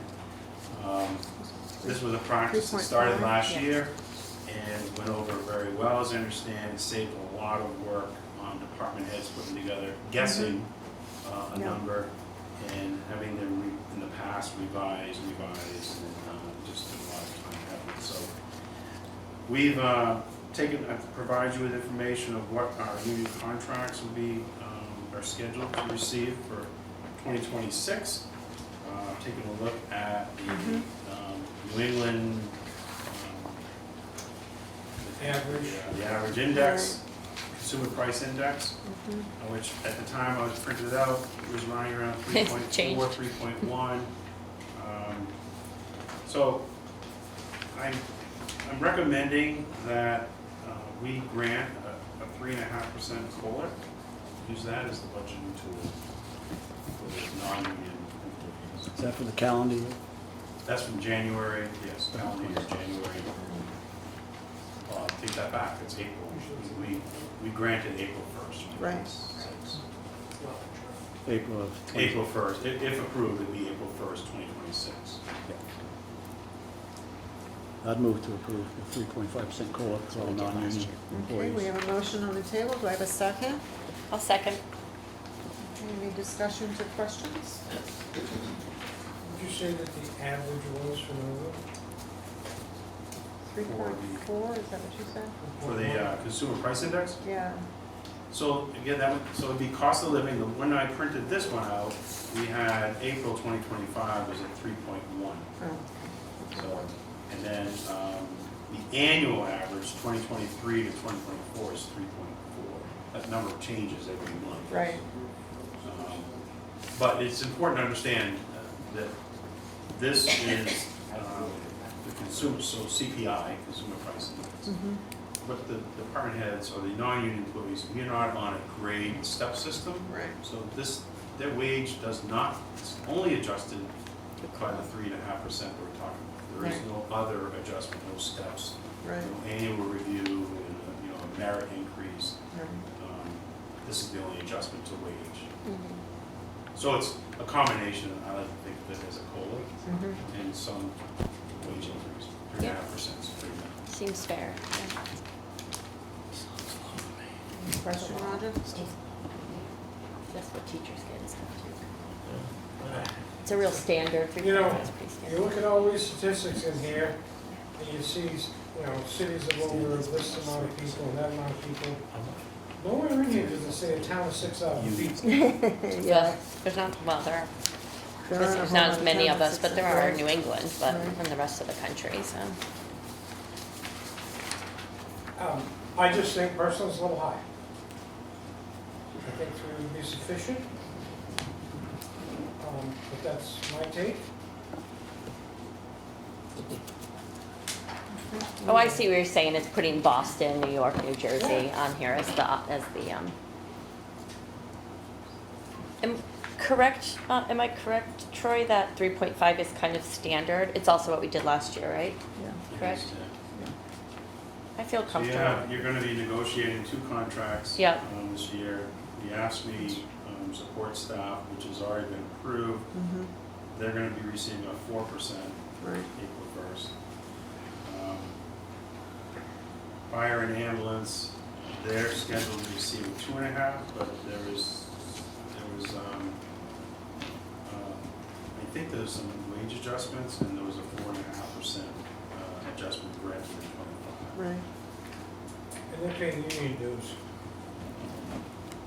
Which will offset. Yeah, we're talking about that. Right, Right. right. Union versus a non-union. Right. Right.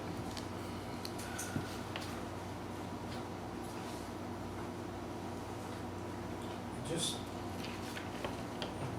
I have no problem paying somebody a fair share. But I also have to watch out for the taxpayers because of the rates going up. People are gonna have a big surprise coming. And I think the more conservative that we can be, that the better it's gonna look.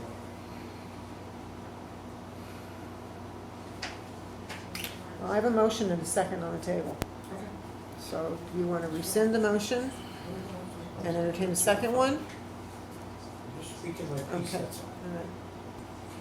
Okay, any other questions or comments? Okay, do we have a move to vote? Yep. Move to vote? Am I ready to vote? Move to vote? Okay. So I'll take a vote. All in favor of the 3.5? Let me read it. To approve the 3.5 COLA for all non-union employees for the 2026 budget. Aye. Aye. Aye.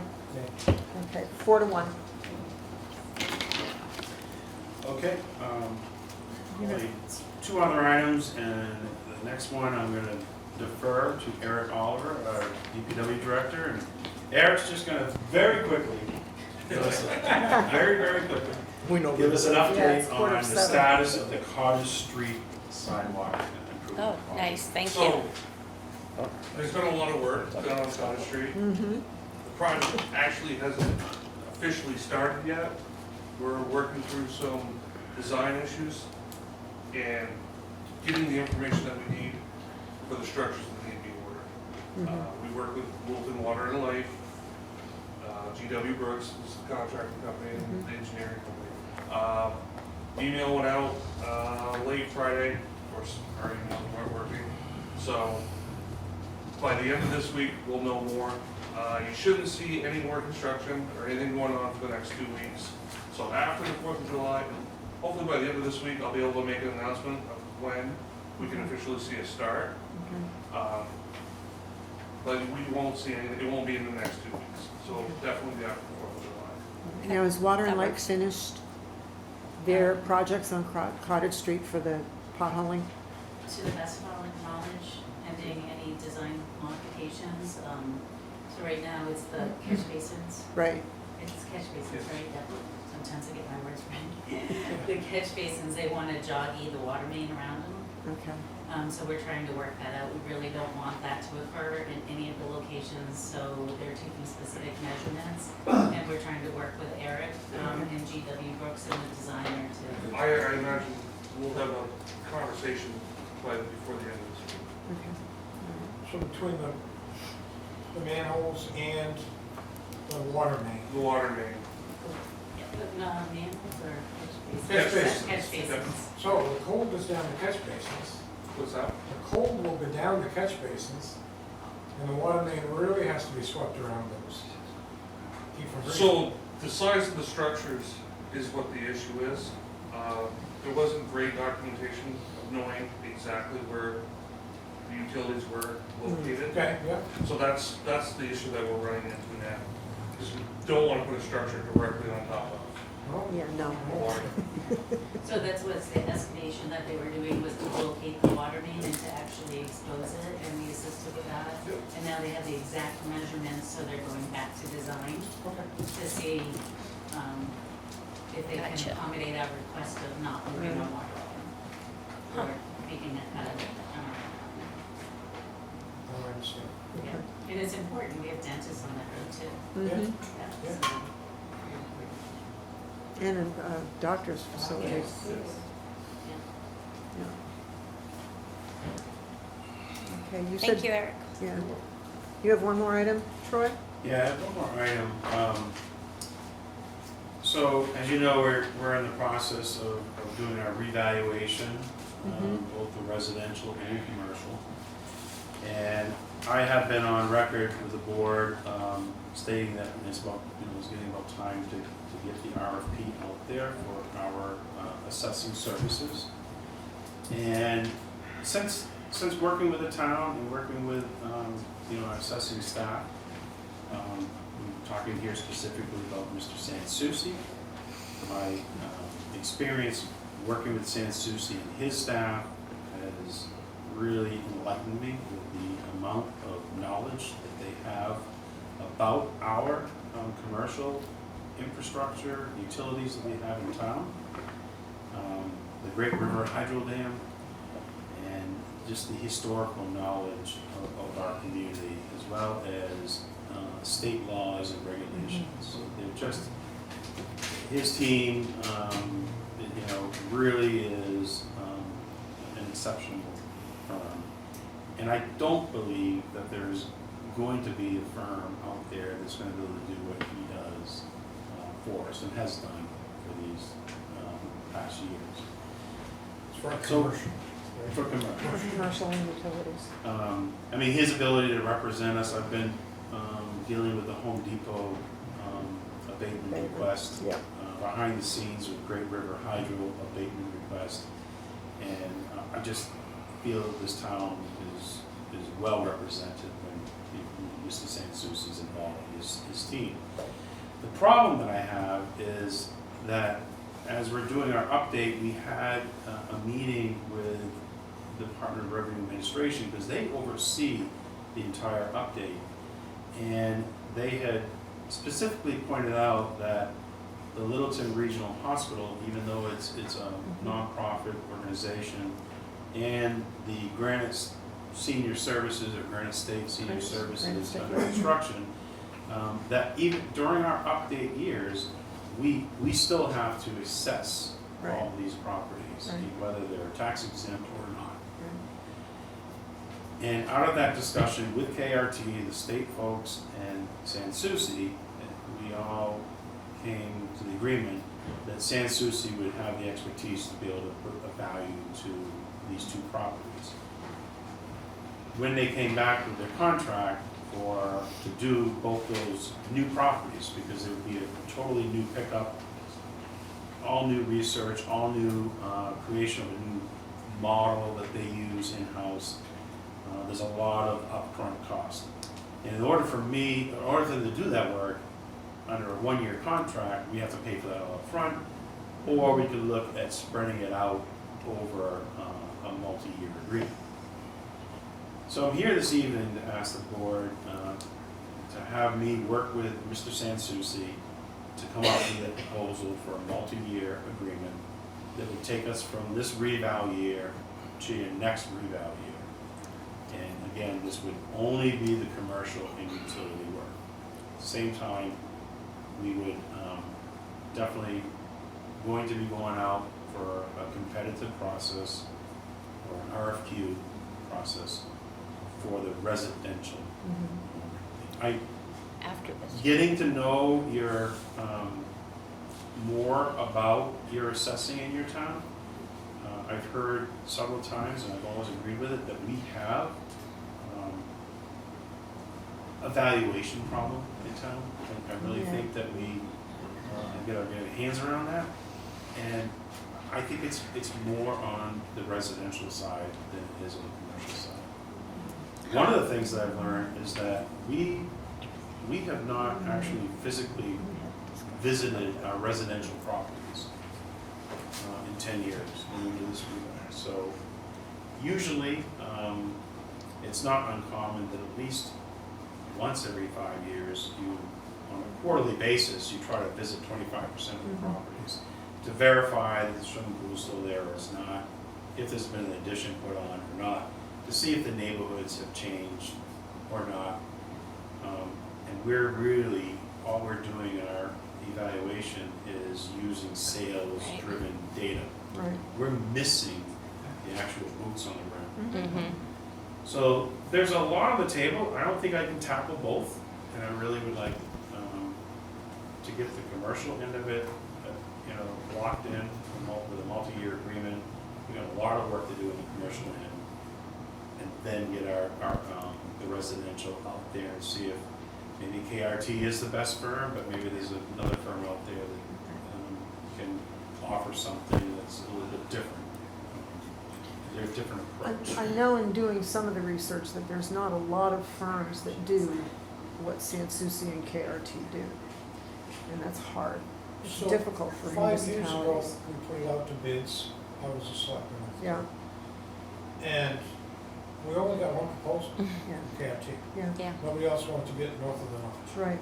yep. So unless something has changed, that's probably what we're gonna get now. It's still a tight market, I've been told, with the residential end. Right, But residential.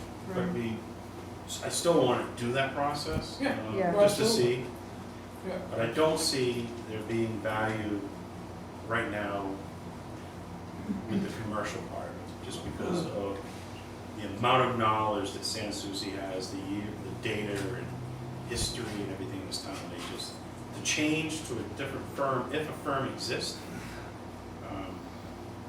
I don't see there being a benefit to the town. Well, right at the moment, I think we have to use both KRT and Sans Souci Yeah, to we're get this reval done. locked in for them We're for this locked year, in for yeah. that. But I'm just looking at trying to Yeah, redo my I just- contract with Sans Souci. He put together a 1-year contract, and now we have 2 add-ons for the regional hospital Right. and the Granite State Services That we would have at to the pay. tune of $30,000. 45, yeah, $45. $45,000. And if we, And if I If can you need to spread ex- this yeah. out, explain it.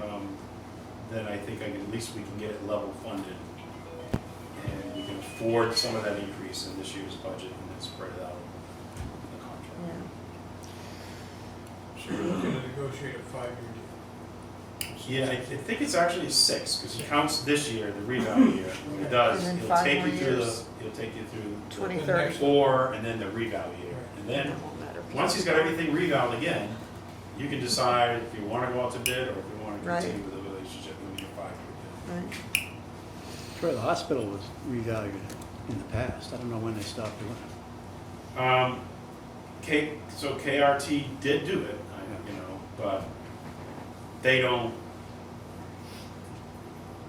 really have the expertise to get in there and really do the work that needs to be done.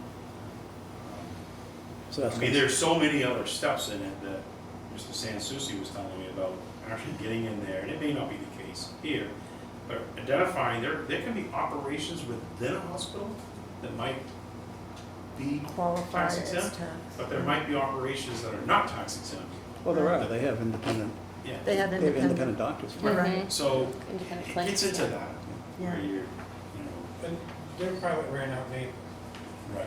The pilot? Pilot March. Ran out in April. March Yeah. for the 30, hospital. March So, 30. 31st. So it'd be good to Yeah. have Yeah. a fresh value of what we think the property's worth. Mhm. And now, just down the street, we have this new facility, it's under construction, and they've already discussed having a pilot. So we need to make sure we have professional values on both buildings. Mm-hmm. Money on the table. Right. We need. So if you're okay with authorizing that, I'll work with Mr. Sans Souci and come back with, the contracts. So you need a See motion. what it's like, to pursue. You need a motion for that? Yeah. I'll make that motion to Continue with Sans Souci? continue with Sans Souci, try to get a 5-year contract. It'll be a 6-year, it'll be a 6-year. Yeah. So in other words, we'd have to contract for this year, which we haven't A done. single year. 1 year and then 5. years. Yeah. Well, we're under contract, but he's gonna take this year's and roll it Okay. over the next 5. Okay. So it's a 6-year, Yeah. but just Okay. modify this contract. This contract will go away in 2025 years. Right, right, I'll second. okay. Roger made the motion, Ed seconded. Any more questions, discussion? Okay, all in favor? Aye. Aye. All right, great. Thank you very much, I appreciate that. I think Diane has something. I'm sorry, Diane? No, it's fine. I was just wondering how long the pilot agreement was with the hospital. Was it 5 years or 5 years? 5 years. Yeah. I'm just- It's pretty standard. Yeah, I just thought it was longer than that, but it's fine. Yeah. Okay. Okay, next thing on the agenda, we were contacted by an individual here in town with questions and concerns about the intersection of Beacon Street and Chiswick Avenue. And with the Rail Trail Village over there and Rod Marvin putting in a campground,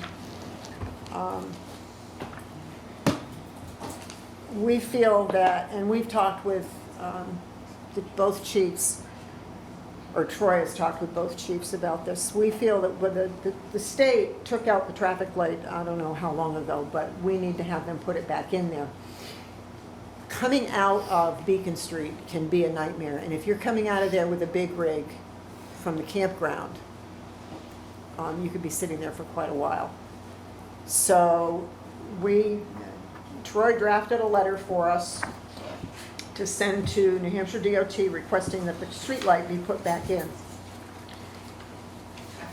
Traffic light, thank you. Yeah, traffic light, not a street light, sorry. It's late. So are there any questions from any of the board members about the light? Any questions from anyone concerning it? Courtney? Yeah, who is the member of public who requested this? Public record, correct?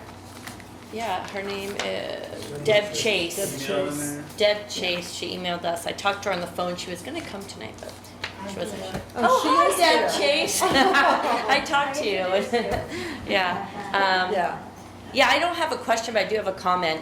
Beside the Union traffic is just so busy, especially with Lakeway and everything, and coming out of Beacon. But I've also tried to come out of Chiswick yeah. and not been able to go left, and had to go right. So, yeah, when I first heard this and Deb sent this in, I drove down there and I was like, that is a really problematic place. And as we get more people renting at Hitchner and more businesses, and I think Union's growing, So just, I have been driving by there lunchtime, Yeah, making it a point too, because I wanted to see what was happening in traffic. yeah.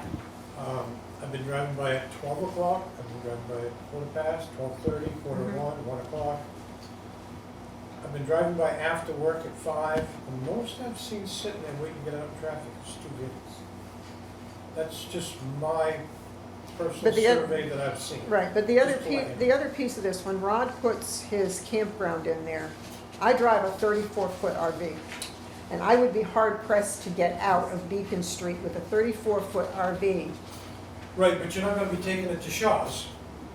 You know what I'm saying? You're going No, in and then out. but to try to get a big rig out or a truck with a camper on the back of it, and they do have 34 and 45-foot campers that fifth wheels and such. So I know, because the traffic is so increased, and I know that the chief, when the state first wanted to take it out, I know Chief Smith was opposed to that. And I happen to agree with him. And I think we need to have the street, we need to have the traffic light put back in. Now, whether it's on a trip plate coming down Chiswick and Beacon, I mean, unfortunately, I've had dealings with the DOT and traffic lights when I was on the planning board. So, I mean, it can be on they can be on timers. You can have a left-hand blinker light to come up Chiswick because there is the 2 lanes there. Courtney? I just want to understand the process. Would the Board of Selectmen make some kind of motion to then go to DOT and ask about reinstalling? We send them a letter, yes, requesting. So would that also include a potential to consider a redesign of the intersection? So it could be either like a rotary or a traffic light to look at the options? I don't think you I can don't put a know. rotary there because the river is so close. Well, I The think riverbank is DOT right would be there. the experts on that. I'm just asking. Right, if it's a but I question don't- that I you would- put forward. Yeah, but I'd be surprised if the DOT would recommend a rotary right there. But But anyway, is that but something you that's, guys would include in your letter as asking a question, if that's an option? we're just requesting, We're just requesting that it be Study? looked at and studied. yeah. So- look Maybe at they'll, study. maybe What- they'll suggest a What's gonna rotary. happen with this, Who knows? this is gonna be sent to the commissioner's office, Yeah, and he'll instruct, his staff to go out and start doing some traffic counts or existing data, And they're either gonna come back and say, it doesn't meet Yeah, our it might be- standard minimum might not meet requirements the- for traffic signal light. Yeah. And then we'll have to decide. Where And we go from sometimes there. that will lead to, however, you know, there's some grant programs for traffic mitigation, maybe look at traffic circles or that. But this will just start the discussion, then they'll at least look at it Yeah. and see what, if it even meets their minimum standard qualifications for traffic signal light. I like data, thank you. We know. Diane? I would just have to say too that sometimes the visibility coming out of Chiswick Mhm. and having a Yeah. store there, and then if there is a car parked Cars there, parked there. is fairly difficult to Yeah. know. Yeah. Yeah, so. And that might be. It might be some more findings. visibility problem too. Right. than- Lori? Just so that you know, we energized Marvin's Campground for electric and water Okay. 2 weeks ago, so. They're ready coming to go. online, yeah. Okay. Okay. Deb? Another issue with that was coming out of Beacon Street with the grass and the brush being so bad on both sides of the road. That was in my letter, and Carrie, you were awesome with bringing back to me and keeping me informed. Oh, yeah. The town, it's a state highway and the state is responsible for it. But the town came over and mowed and flipped all of that stuff down. So we can see, get out of Beacon Street right now. Yeah. But it's still a very big hazard trying to get out on Beacon Street. Yeah.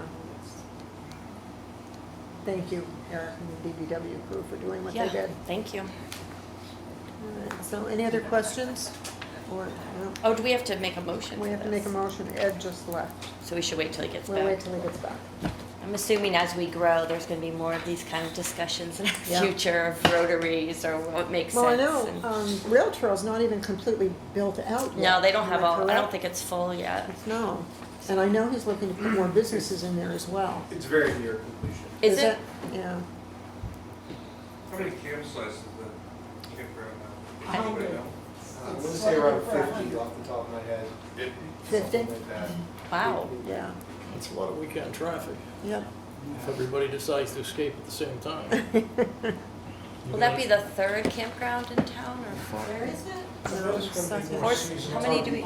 Yeah, well, that's the problem. Second, we've got Crazy Horse. Crazy Horse and the KOA, or is that Oh, Lisbon? KOA is That is Lisbon. Lisbon. So do we only have Crazy Pull in Horse? For the spring and say, I'm gonna stay in Littleton on weekends for the summer. Yeah, they'll Try park to it get there the and leave fall it there. drive back. Right. I look personally at the speed factor, which is out of control at that end of town. On Union? When you get up there, I was damn near taken out by a motorcycle, who I had no clue was coming. Look, pull down, next thing I know, he's on the side of me telling me exactly what he thought of me. And I had no clue where he came from, Yeah. never saw him. Well, it's hard because when, right in front of Lahoots, if there's somebody parked there, Yeah. trying to see around that corner to see if anybody's coming is Yeah, but difficult. you know what, it's like that on any side street in town. I live on Jackson, coming out of Jackson. Oh, Street, yes. taking I your- come out of Jackson all the time. If there's a car parked there and if it's a It's pickup hard. truck, forget Yep. it, you can't see anything. Yeah, it's very difficult. You just have to be careful. So, entertain a motion to send the letter to the DOT to formally request a reinstall of the traffic light. Yeah, I'll make that motion. Okay, do I have a second? I'll second it. Okay, Paula's second. Any more discussion or questions? Okay, all in favor? Aye. Aye. Okay. Chief? Okay. New Hampshire DHHS Mobile Integrated Healthcare Grant. So just in effort to be completely clear, we were told we received a $5,000 sponsorship from DHHS, the Tobacco Abuse Bureau. For some reason, that didn't work out. Before we knew that, they said, we're going to give you a $5,000 sponsorship for the Asthma Bureau, which is in the same division of DHHS. And just to make sure there was no confusion, I wanted to come before you guys to formally accept that and let you know that we would not be receiving the first sponsorship that they had offered us. So with accepting this grant, what's your responsibility part of this? So we will continue to do MIH visits, the community health visits, and we will specifically see people that we are now that have asthma. So that's basically it. And we provide some data back to them. What's an MIH? It's like a community health visit. So it's trying to check, it's almost like EMS prevention, like we have fire prevention, trying to prevent people from getting into crisis and having to call 911. So we see them ahead of time. So they call you? Yep, and we enroll a limited number of patients into that program, currently no more than 8, just to make sure that we can meet the need. So you know my next question. When you go out and do these visits, does it involve overtime? It shouldn't. If it involves overtime, it's because somebody's already on shift at overtime. Our goal is to not ask firefighters to do these visits on overtime, and we've been successful in that. I think there was a time or two, many months ago, when we did a few on overtime, but that's not the practice moving forward. So it's not regularly scheduled for people to just come in on overtime to do that. And if it is, it's covered. It would be covered under the grant, but it's not. That's not my goal or objective in this. And because they're not like emergencies, you can schedule them in. They're more like checkup visits on people. Correct. So And it's so if we a have different beast It's than scheduled kinda, either with a call member sometimes, or Yeah. if they're non-emergency, so it's scheduled with, and by the way, if we have an emergency, we won't be there at noon. Right. You know, and these are people that aren't otherwise committed. It's not, their schedule isn't so packed that if we came at 12:45, it could be on occasion, but usually these are somewhat homebound or limited mobility type Yeah. people. But is this only for patients with obstructive lung disease, Ross? Nope, I mean, we can use it for, we can use it for any other patient, but there are a few requests that we continue to see asthma patients, if, or what I call obstructive lung disease, Yeah. asthma is a dated COPD term, or- yeah. and it has a broader disease path. So, Okay, any other questions, comments? Okay, entertain a motion for the select board to accept the $5,000 from New Hampshire DHHS for the purpose of conducting MIH visits. I'll make that motion. Okay, do I have a second, Ed second. Any more questions, comments? Nope. Okay, all in favor? Aye. Aye. Aye. Okay, next is to review. It is 7:15. Why don't we take a 5-minute break? That's what I say, you're getting longer than a budget. Yeah, it is longer than a budget meeting. Stretching. Let's just take a Use the bathroom. 5-minute break. Get some water. Take a breather. Okay, we have 5 minutes. Let's start at select It's hard to get board, them back, please. Linda. It's hard to get them back. Hello, everybody. Okay, next thing on the agenda is to review and discuss the Franconia EMS contract. Chief Miller. okay. Entering year 3, I did ask for a change and trying to work through it, which is at the request of the finance department. This contract, because of the timing of it, ran from July 1st to the end of June, and it really kind of wreaks havoc with the fiscal year, which is the exact opposite of that. And so we're asking for either a change. It may be 18 months, it may be 12 months and then 6 months, or 6 months and 12 months, but it's effectively to change it to make it so that it Yeah. aligns with the regular fiscal Fiscal year. year. Okay. The contract is mostly unchanged from the previous one, other than a proposed 18-month Right. contract as opposed to 12, a change in the total amount to reflect that, and a mentioning that the ambulance, as part of the agreement, if we were to part ways, they would receive back their old ambulance, and that is due for disposal and will no longer exist at the end of this contract, so there'll be nothing to give them back. So I just Okay. Yeah. made a mention in there that Settled. it's due to be surplus soon, so. Yeah. Chad, on this contract, if you break it down per year, is it the same amount they paid last year? No. Or is it, It's an increase, I can tell you exactly. okay. So, I have the same question. where this contract is unique is we have a revenue sharing agreement. Since Right. we determine the cost of providing the service to Franconia, it seems reasonable to give back a large percentage of whatever revenue is generated in that community. So year 3 has total expense to be accounted for of $697,000. And we will return to them, we're on track to return them an estimated $120,000 worth of revenue on that. So it would make it less than $600,000 for what they would actually pay. Per year? Correct.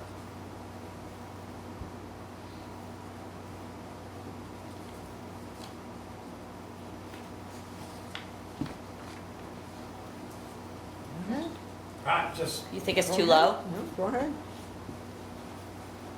I just think it's low. If they were to start their own ambulance service down there, it's 1.5 million, just to get started. So, I think we're a little low. It might be worth talking to other towns, like Plymouth takes care of, Like Rumney or something? Romney? Probably, So I'll tell you right up front, this is the most expensive EMS contract in the state that I'm aware of. oh, so, Okay, the question I have is, we're doing the billing, Correct. Littleton does the billing for transports, 'Cause we- pickups, EMS service, whatever from because we own Franconia. the service, correct. And yet we're giving Franconia a Revenue. percentage of that, but we're keeping enough of that revenue to cover the cost of us doing that billing. Correct. Okay, because we don't do it, we hire it out. Correct. so they're covering, yeah, their own Okay. building, basically. all right, okay. And they take, what, 3 cents on a dollar for doing the billing? I want to say it's somewhere around 10%. It's higher than you think, yeah, it's more than credit card. We keep 15% of the Franconia revenue because we do have some costs that goes into it ahead of time on the quality assurance side to make sure that we have good patient data, like address, phone number, insurance information, all that type of stuff. We do a lot of background work in order to hand that off to the billing company really clean, so that hopefully we get a better return out of it. And it's the same with all ambulance services, but the part that discourages me in the Franconia service that we're doing is Cannon Mountain. Because we service Cannon Mountain. If you're discouraged, you should be Franconia, because they don't pay anything in taxes. And Cannon Mountain it's doesn't. Cannon Mountain. Right. And there's 3 large drivers of their call volume in Franconia, which is Cannon Mountain, Oh, yeah. a nursing home, and an Right. interstate. And 2 of those things don't provide any type of offsetting tax revenue to that. Some would say that it brings benefit though, but it's a tough pill to swallow for Franconia. Did we not have a conversation or a question brought up at some point? I don't remember if it was in a public meeting or just a conversation you and I had had about Cannon Mountain providing some sort of financial support to Franconia and to our EMS? It just seems funny for us to be covering state. But it's still, State it is a state facility, but it is in Franconia, so it would, you know, Well, I think there it would be are, just like if they had to go to the state garage to pick up somebody. It's a state, but, I think there's a lot of problems with that, but there's a lot of problems in the way that some of the financing is structured in the state of New Hampshire. So it's not just that, it's law Yeah. enforcement, Yeah. somebody's skis get stolen there. They Yeah. have to call the Franconia Police Department. They Right. have to do, they don't, Right. so there are services that are provided, that, the state does have pilots, specifically with their college system. They provide funding to communities. Of course, from what I understand, the college system is a quasi-state agency. They're sometimes independent, sometimes not. I don't know the ins and outs of it.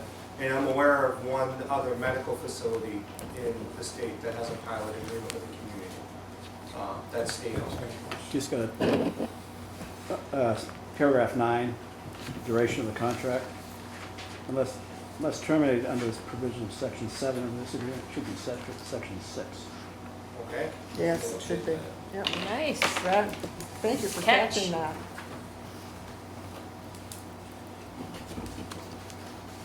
And then you'd renew it every single year? This is just to catch up with 18, and then you're gonna have it on the yearly basis? It'll be January to I December. think, so this was initially up to 4 years, and I think we'll have to take a look. The Yeah. EMS system is extremely dynamic right now. Laws passed today change reimbursement, increasing it for commercial insurers up to 350% of Medicare for the next 3 years. Wow. 2 years rather. We have a failing of the system. Grafton County is doing a study of EMS with MRI. I didn't think we'd be where we are today in 2019 when we started this. So I think we're gonna need to have a bigger conversation about how this works and who's interested in joining together to do this. And I don't want to say this was thrown together hastily. A lot of thought went into this, a lot of looking at costs, but it was a crisis, and I think Littleton gets a good bargain from this, a very, very fair bargain. The majority of concurrent medical calls that we couldn't staff without the staffing that Franconia provides as part of this contract happen in Littleton. And so it's a good balance. The price of this, unfortunately, is just high. It's just the cost of doing business across the board. Some would say not high enough. I can understand that. But at least for the next 18 months, I don't see a better path forward. And I'm really comfortable with this as far as how it works within our department operations. Franconia happy? If they're not happy, I'm not aware of it, and I hope that I would be, but I don't want to speak for them, but 1.5 million to staff their own, or pay less, yeah. I don't think anybody's happy with the cost, but I don't think No, we're happy with how much it costs the fire department in general. It's just what it costs. You Right. know? So, beyond that, are they happy with the quality of service that they're getting? I think so, but. they should Oh, I be. imagine. They should be. Yeah. Well, I don't want to speak for them. I mean, I have an open dialogue. If, Yeah. like in any operation, hiccups occur. When hiccups occur, we communicate. Yeah. And, I think that's Do you have a good working relationship with them? very good. Yeah, they're great partners. Okay. On the fire department side as well, great partners, so. Good. Great. Yeah. Okay, so we, We're giving a recommendation Are for we- him to sign, do we have to actually do a full? yeah. Yeah, we have to say. Yes, we give do have permission to- I sign would that say he we was have to do a contracted vote. with him. So entertain a motion to accept the contract as you've written? With the edit on Yeah. section Yes, on 7, section to- seven. Yeah, Yes. with the edit, yeah. Yeah, And I'll get a copy to, if approved, I'll get a copy to the edit. yeah, we can sign. Okay. I'll make the motion. Okay, Paul makes the motion. Do I have a second? Second. Ed seconds. Any more discussion or questions? Okay. We're not losing money on this. No, I really don't. I don't think so. I think it's a fair deal for everybody involved. It's tough because of the cost, just like it is tough in Littleton because of the cost. But if you look at the changes that have been made in the EMS system this past year, systems that have failed or systems that had to see substantial increases in taxpayer support. It was in the news today that the people that opposed changing the insurance rate to 350% of Medicare, our state legislators that opposed it, feel that more taxpayer dollars should be spent on EMS as opposed to from the insurance company. So that was kind of eye-opening for me. The reason I asked that question is, I mean, I saw in the overtime sheet a week ago that one of the EMT guys in Franconia got 84 hours of overtime in 13 days. And that all goes into their state retirement and everything else that we're paying on. And I just want to make sure that all the figures are put in to tell us if we're losing money. That's all. So you had asked about retirement, and I said I believe that was in there. So year 3 budgets $93,000 for retirement as part of this agreement. So the retirement costs are in the contract for the Franconia firefighters, so to speak. So we tried to capture every cost we could think of. Okay, Yeah. okay, any other questions, comments? Okay, we have a motion on the table. You ready to vote? Yep. Okay, all in favor? Aye. Aye. All You right. said to trust them, you don't trust them. Trust but verify is fine. I think that's a good policy. You know I can't say enough about our firefighters. Yeah. Roger, you know that. Okay, next thing on the agenda, temporary easement for New Hampshire DOT bridge maintenance under I-93.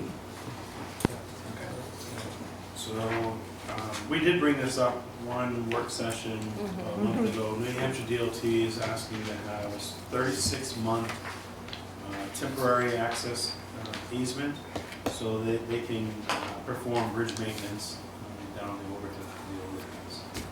So there's 2 parcels of land that they would need to have access to.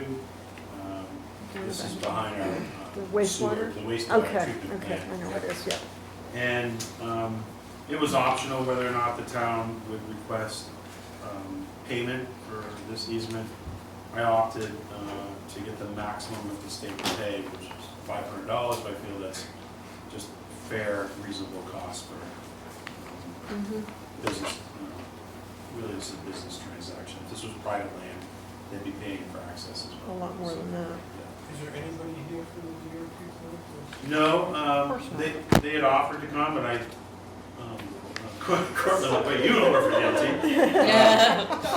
They had offered to come, but I told them I thought that this was pretty straightforward. Yeah. My only concern is, with Snowball Club sitting here, there's a major trail, Port 5, that goes down through there in the wintertime for access in and out of town. Yeah. Are they gonna keep that open?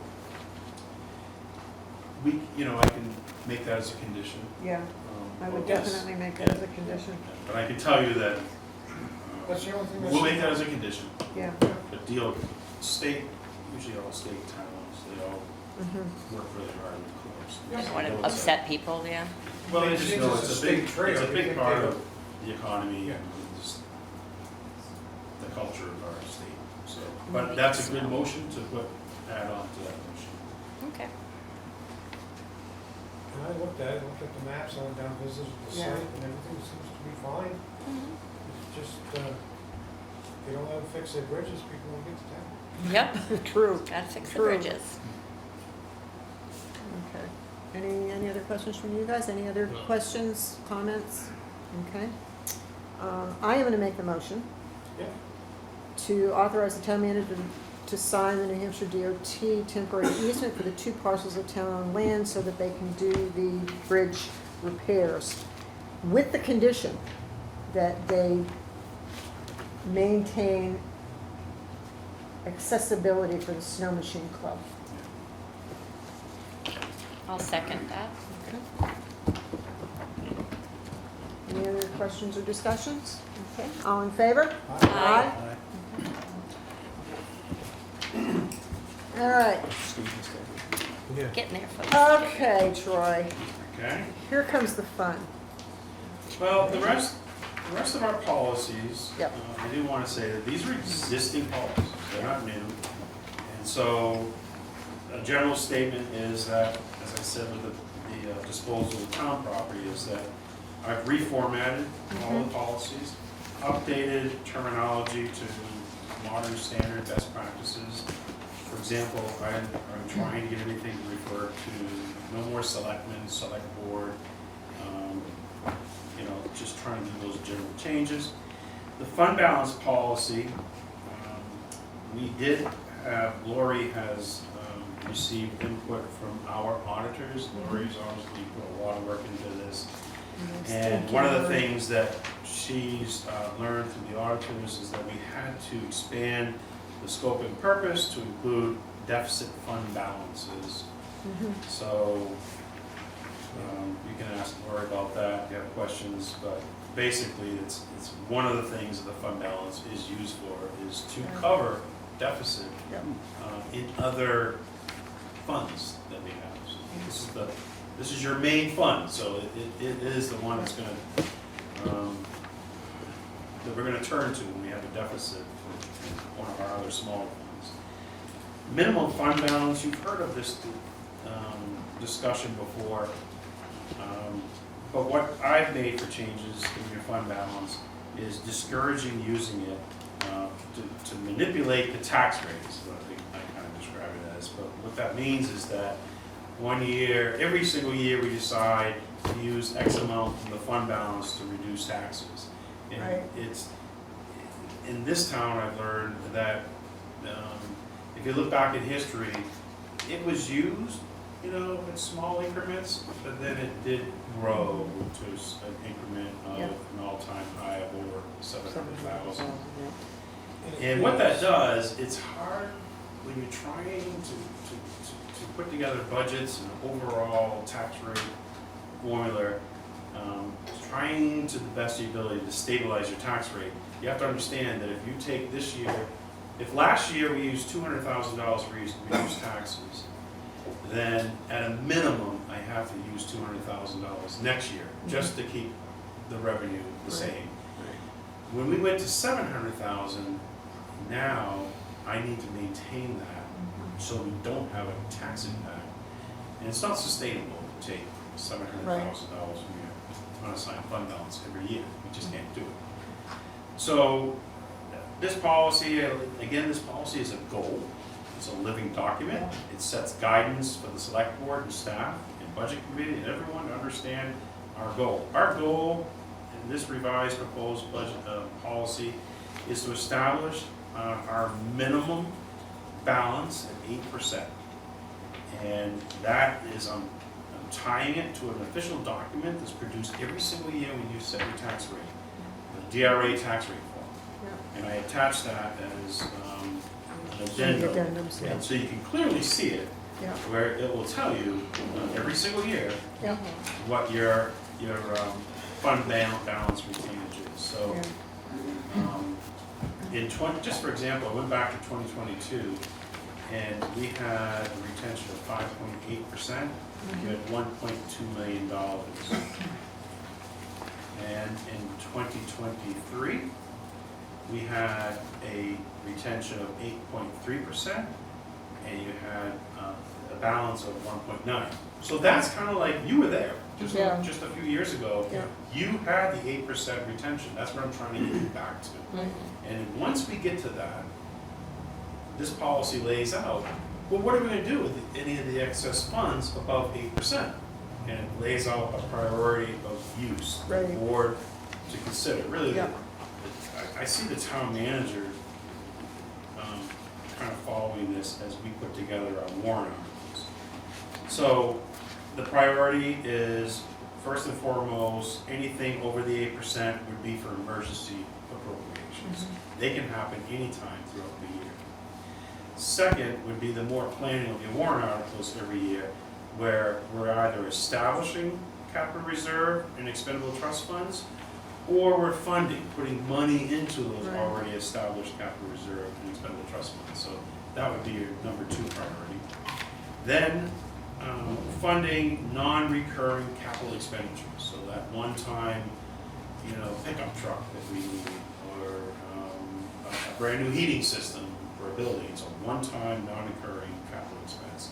And then the 4th priority would be, after you've done all of these things that you think are right, and you still have access, then you should look at applying some of that towards tax rate reduction. Right. And that's truly the biggest change that we've made to this. Lori has gone and cleaned up She's done a lot of work on these. a lot of work on all of your funds. Yeah. So, you can see we have all of our different funds listed here, a description of them. And so that's all current now. And again, this policy, would, if adopted, would be reviewed every single year by the select board. So it stays fresh, it's not forgotten about. I think the last time, was this the last time I saw, was it 2011 was the last time I saw the select board take action on this policy. If I could speak for a second. Please. We fell into this rut a bunch of years ago where, say your tax rate was $18.50 a thousand, and the next year it went up 2 cents, $18.52. So we bought that 2 cents down with $200,000, and so we didn't raise taxes. We were heroes. So the next year, it goes up another 2 cents. So not only do we have to take that $200,000 to buy down that 2 cents, we gotta buy down another 2 cents, so there's $400,000. And that's how we get into a rut. Yeah, you can get in trouble. We got talked into buying down the tax rate, and it just come back on us. And I see it now, I didn't see it then. I think last year we had a discussion about that we needed, and before Troy came on board, that we needed to stop doing that. Yeah. And you had mentioned that you wanted to keep a certain percentage. You also wanted to keep our valuation rate at a certain rate, and I agree with both of those. I think moving forward, Troy has the right idea Absolutely. of keeping 8%. The DRA recommends 5%, am I correct? Minimum. Of 5%. 12. And I think, and Troy and I have had a discussion, and he said, well, 8 to 12%. And my idea is let's do 10% and keep it at 10%. But let's start at 8%, bite the bullet, and get it done, get it into our coffers, keep that 8% level, and then we can move forward in a much more regular, way to get things done.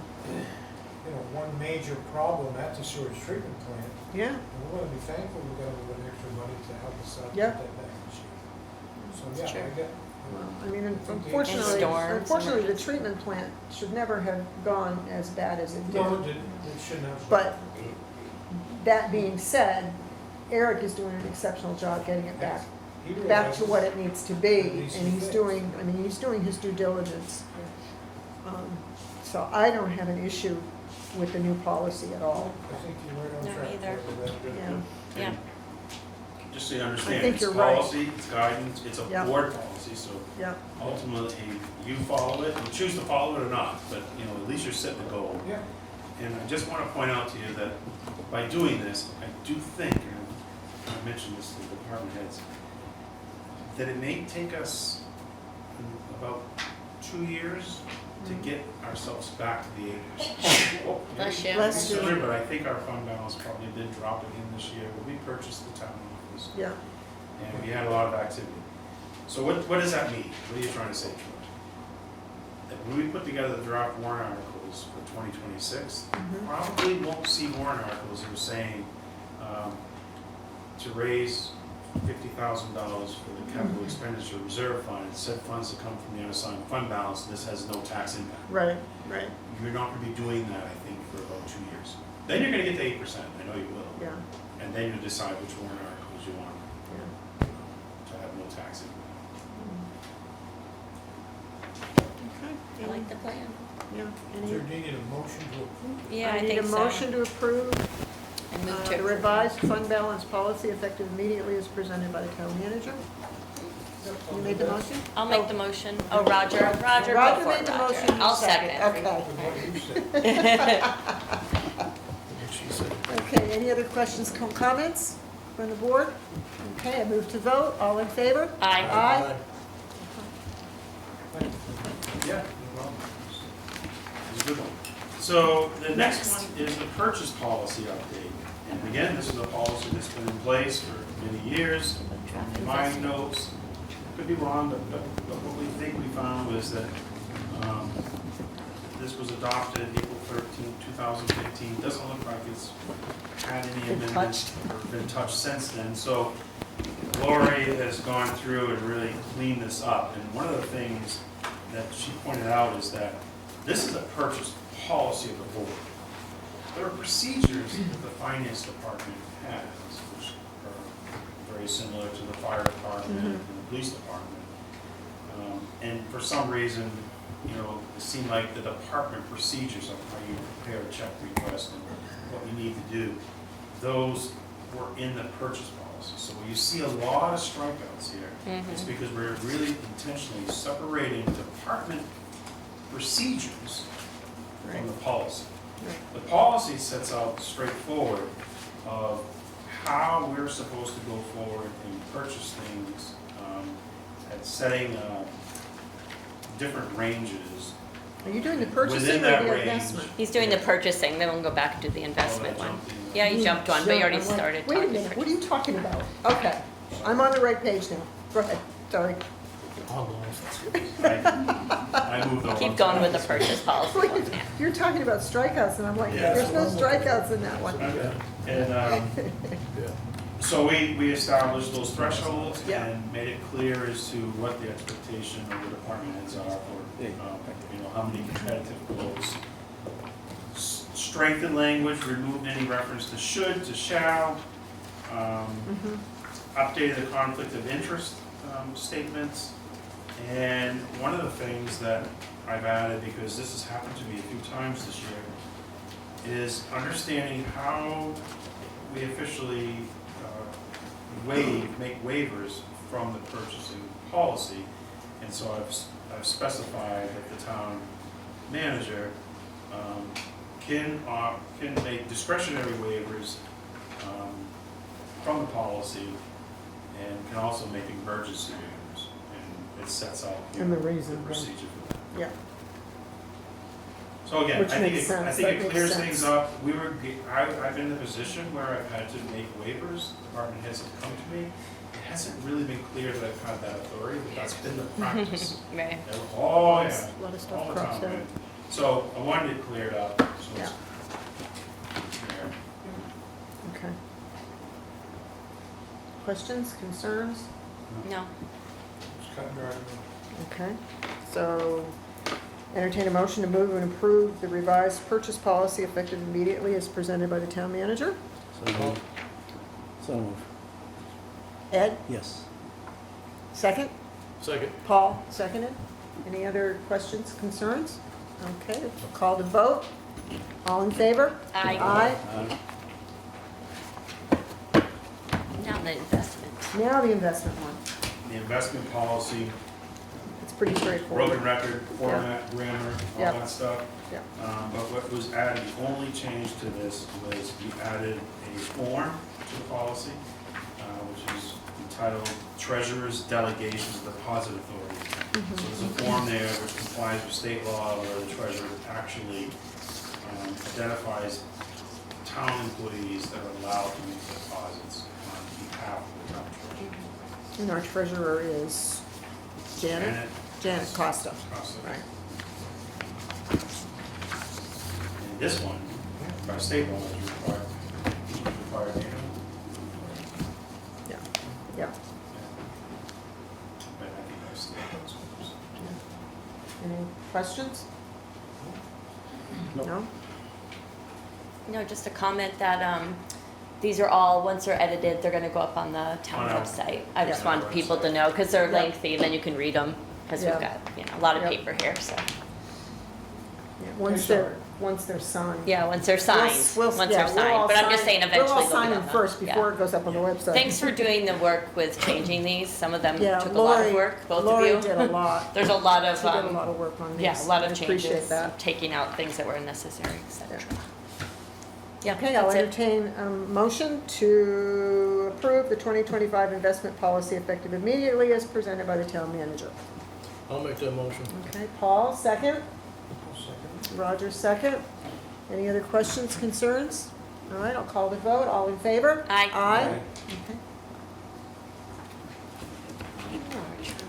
Oh, no, two more, wait a minute. Moving right along. This one's local. I think you missed, Can I get a copy? Because we have the same exact policy.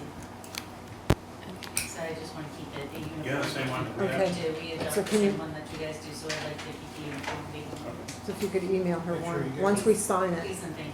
Yeah, once we sign it. You can send her a PDF. So now we're on on that. expendable trust. Linda, I think you missed the adoption of RSA 31105. That's last. We're not down there yet. We're at number. We're not there yet. We're at number 6. We're on Mine is 6. mine is Local number 6. assistance expendable. I know, it seems like a lot of them, but It is a lot, and somebody had his caffeine the I, last month. I told Troy, I said, 7 o'clock, we're done. Yeah.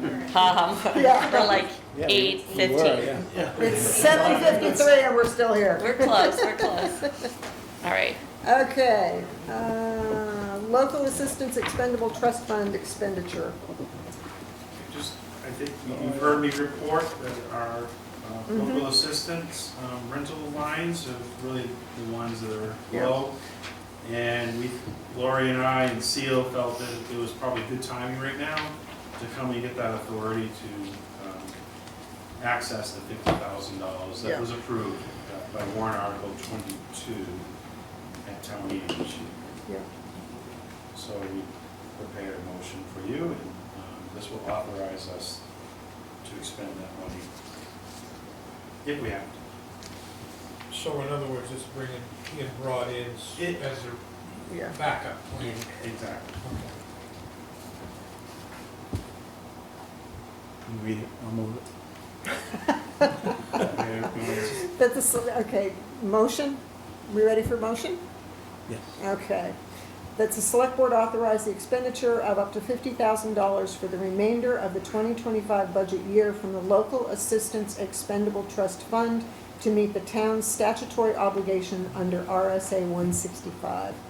So, Ed made the motion, do I have a second? I'll second it. Paul, second. Any other questions, concerns, comments? Okay, I move to vote, all in favor? Aye. I have a question. Oh, I just wanted to know what that brings the total to for the year For welfare? for welfare, if we put the 50,000. You have that? our budget was 200 and something thousand. Yeah, I have to get that too. I know Lori's got it right there in front of me. You guys, I feel like it was 210,000, something like that. Was the It's on the budget? paper? So just for that miscellaneous line or the entire budget? The entire The welfare entire budget. welfare budget. 2 something, I think. Through May, they Oh. spent 121,641. 121, so 122, 120, They only have 122,000. left, which is for plus 2% plus spent. 50,000. That was what, January through May? Yes. yeah. So the in my colder memo, months. You're right, because Lori gave me that information. Okay. In the memo, it has 2 lines, rent. Yeah. So this Oh, was, okay, yeah. as of 6/18, the town approved $85,000. Right. We have 43,000 remaining. The 2 lines, the difference between the two is when people come in, they get behind on rent. Mhm. Seal will charge that. Okay. People who need emergency shelter is the miscellaneous line, Okay. which we raised and appropriated 65,000. We only have 3,500. So more people have needed emergency. Yeah. Is miscellaneous line, is that just emergency shelter or is it also miscellaneous beyond the emergency It could shelter? be miscellaneous, but primarily what it's being used It's for is that line. emergency shelter. Okay. All right. All right. So, number 7, the adoption of RSA 31-105, indemnification for damages. Say that fast 3 times. So this, this is an item where it kind of was caught when we were reviewing, the DRA actually maintains an inventory of all the RSAs that the town has adopted.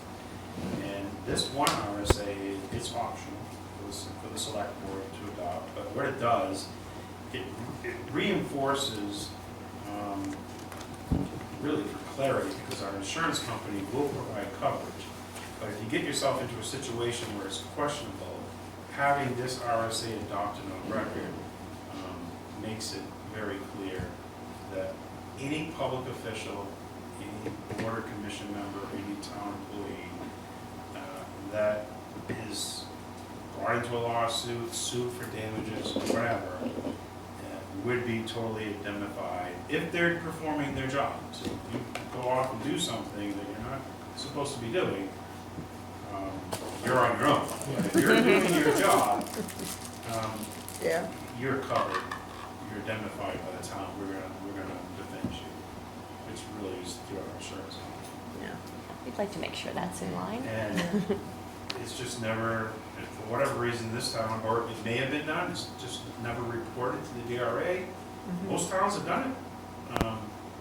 So we found that it wasn't done, and we'd like to have it done. Is this one and done, or do we need to adopt this Yearly? every year now?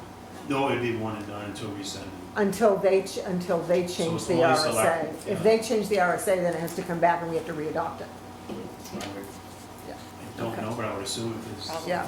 they probably would force another vote of the town. So Okay. All right. Yeah, so it used to be that the select board members were encouraged to put an umbrella on the insurance. Policy, yeah. Just to help in case somebody said, oh, sweetie. Right. But now this is all being taken care of through our Good. insurance company, so I'm a big fan of it. Yeah, I don't want to pay for it. Is that what my mouth said? Yeah. Whatever. Oh, remember I said, if you do your job. Yes. Well, I didn't really. Yeah. So you're looking for a motion? Unless we've got any questions. No, pretty straightforward. I'm glad we're voting on it. No, he's I not like that going to. motion. Yeah. Okay, the motion is to move the select board adopt the provisions of RSA 31-105 and notify the New Hampshire Department of Revenue Administration of such vote. So Roger makes that motion. Do I have I'll second it. Paul seconds it. Any concerns, questions? Okay, move to vote, all in favor? Aye. Aye.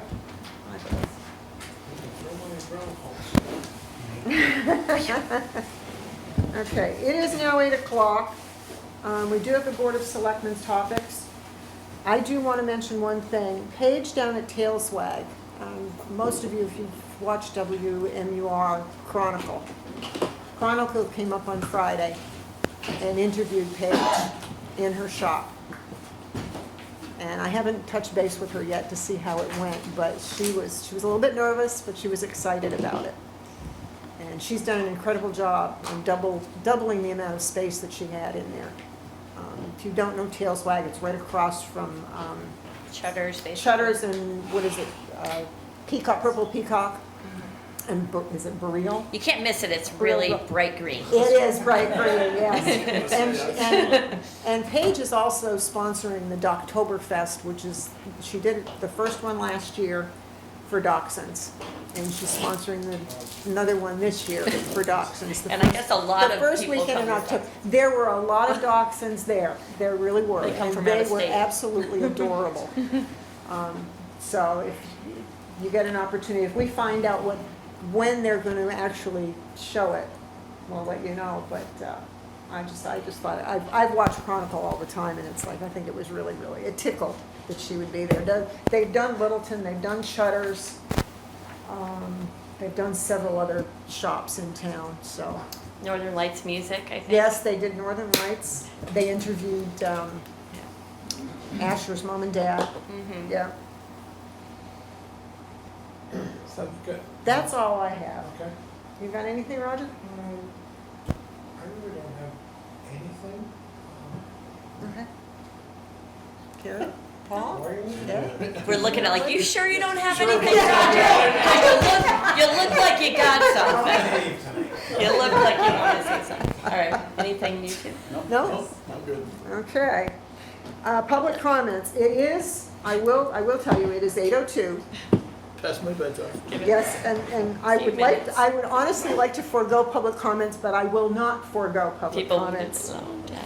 because you do need to have your time to say what you will. Yeah, I just got on the budget committee and now it's going through your general ledger statement. Uh-oh. But what I'd like to see put on, if we can, there shouldn't be a reason why we can't, on your department budgets, that we list any revenue before you get to your bottom line. There's no revenue on the department. Budget. Is that doable, Lori? Different reports. Different report.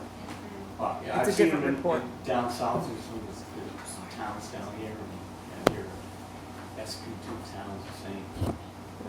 It would make, that way you see a better picture of what's going on when you're working on budgets and stuff. We'll let Lori and Troy work on that, and I don't know your name and I apologize. My name's Ashley. Ashley. I'm a Littleton resident. I work with North Country Pride, and I just came tonight to say thank you, the entire town of Littleton. We had our Pride Festival this weekend for the first time with parade, and it was absolutely amazing. The support from residents and businesses, just all around, like, so many people I saw got emotional.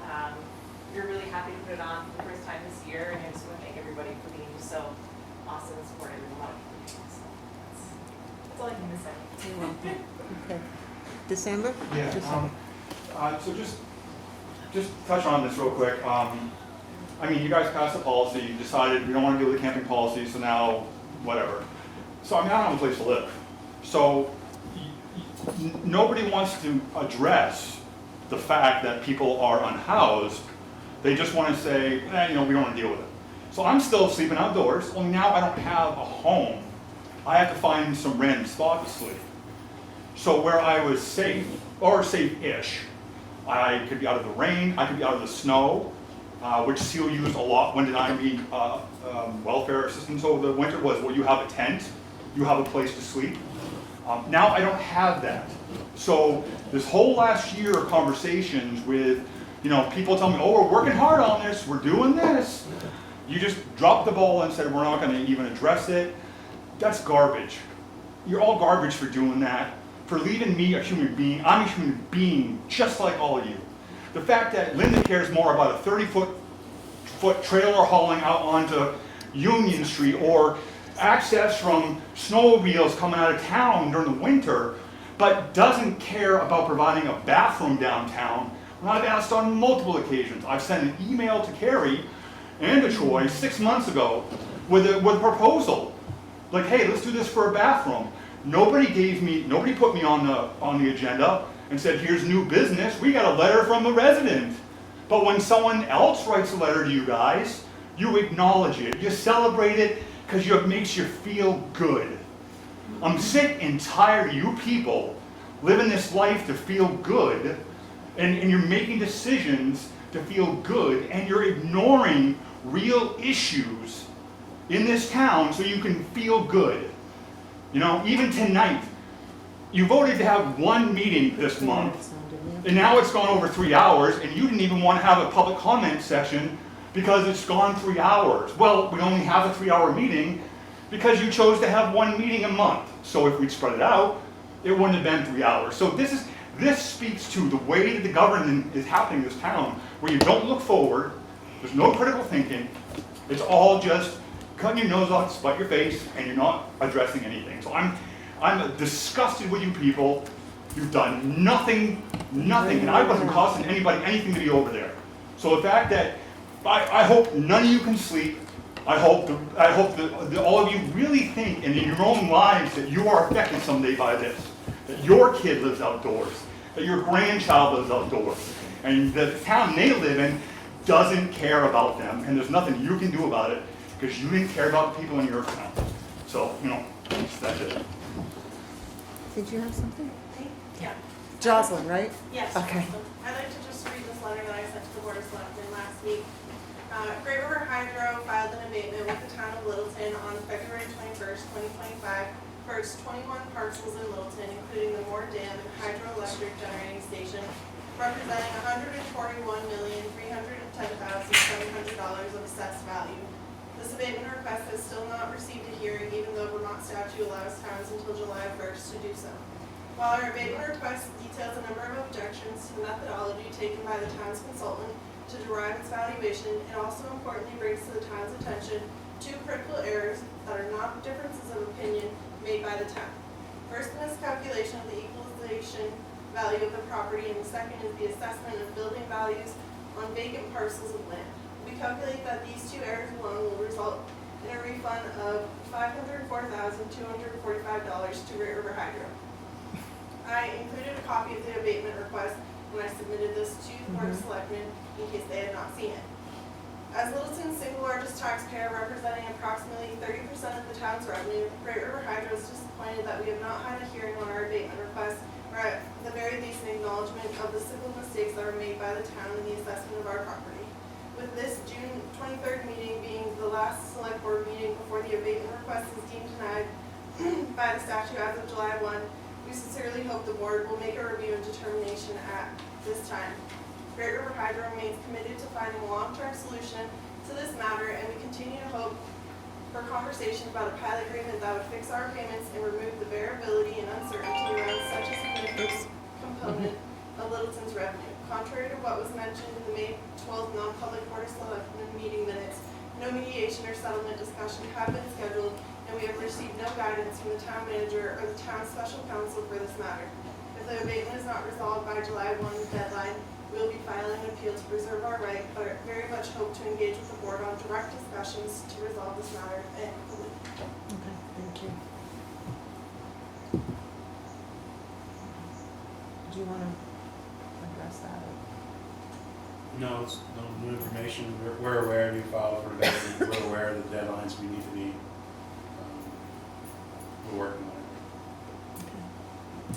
Ms. Courtney? I just wanted to touch base and just have a little bit of feedback on if my email was received regarding Grove Street and the construction traffic regarding, relating to the convent housing project. I'm just hoping that I can have some communication back that it's been received. I've only heard from Carrie Harrington. Yeah. So we have received it. Chief Smith's department's done work on it. You were another person that was on my list for Sunday morning to get that information to you. And so unfortunately, I was not able to respond. But I will be able to respond, I think, by the end of the day tomorrow. Because I'm in back-to-back meetings all day long. So. Fine, thank you. Okay, anybody else? Yes, sir? I'm Brandon Kibbe, Vice President of External Affairs with Great River Hydro. I just wanted to follow up on what Jocelyn had mentioned and just paint a little bit of a timeline for some of the things that have happened. Okay, one thing, in the beginning of her letter, she mentioned Vermont statute. Yeah, We're not that was, Vermont. that was, yeah, typo, we apologize. But just a quick understanding of a timeline. And our interest really is a negotiated outcome here. We really are not interested in a lawsuit. And unfortunately, neither are we. Right.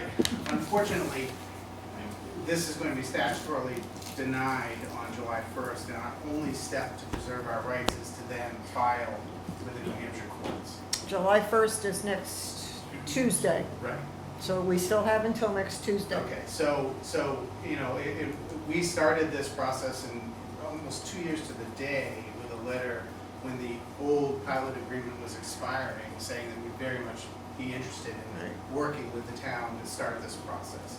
Jocelyn and I showed up here in March of 2024 and made a presentation to this board, seeking to encourage those conversations to begin. Right. We attended Mr. Sansucci's presentation in September, hoping that that would then be the catalyst for things. when we learned that the town was facing some budget troubles in November, we immediately offered a solution to that. And we were told to wait until the town hired its special counsel for this matter. The town hired that special counsel in December. It's supposed to be the best of the best. This is, I think the term was used was dream team. No, that was something I think it completely was general different. public comment. That was public, not. that was presented by a particular individual, So. former resident My of Littleton. point being is that in January, we contacted the special counsel to seek a beginning to that conversation.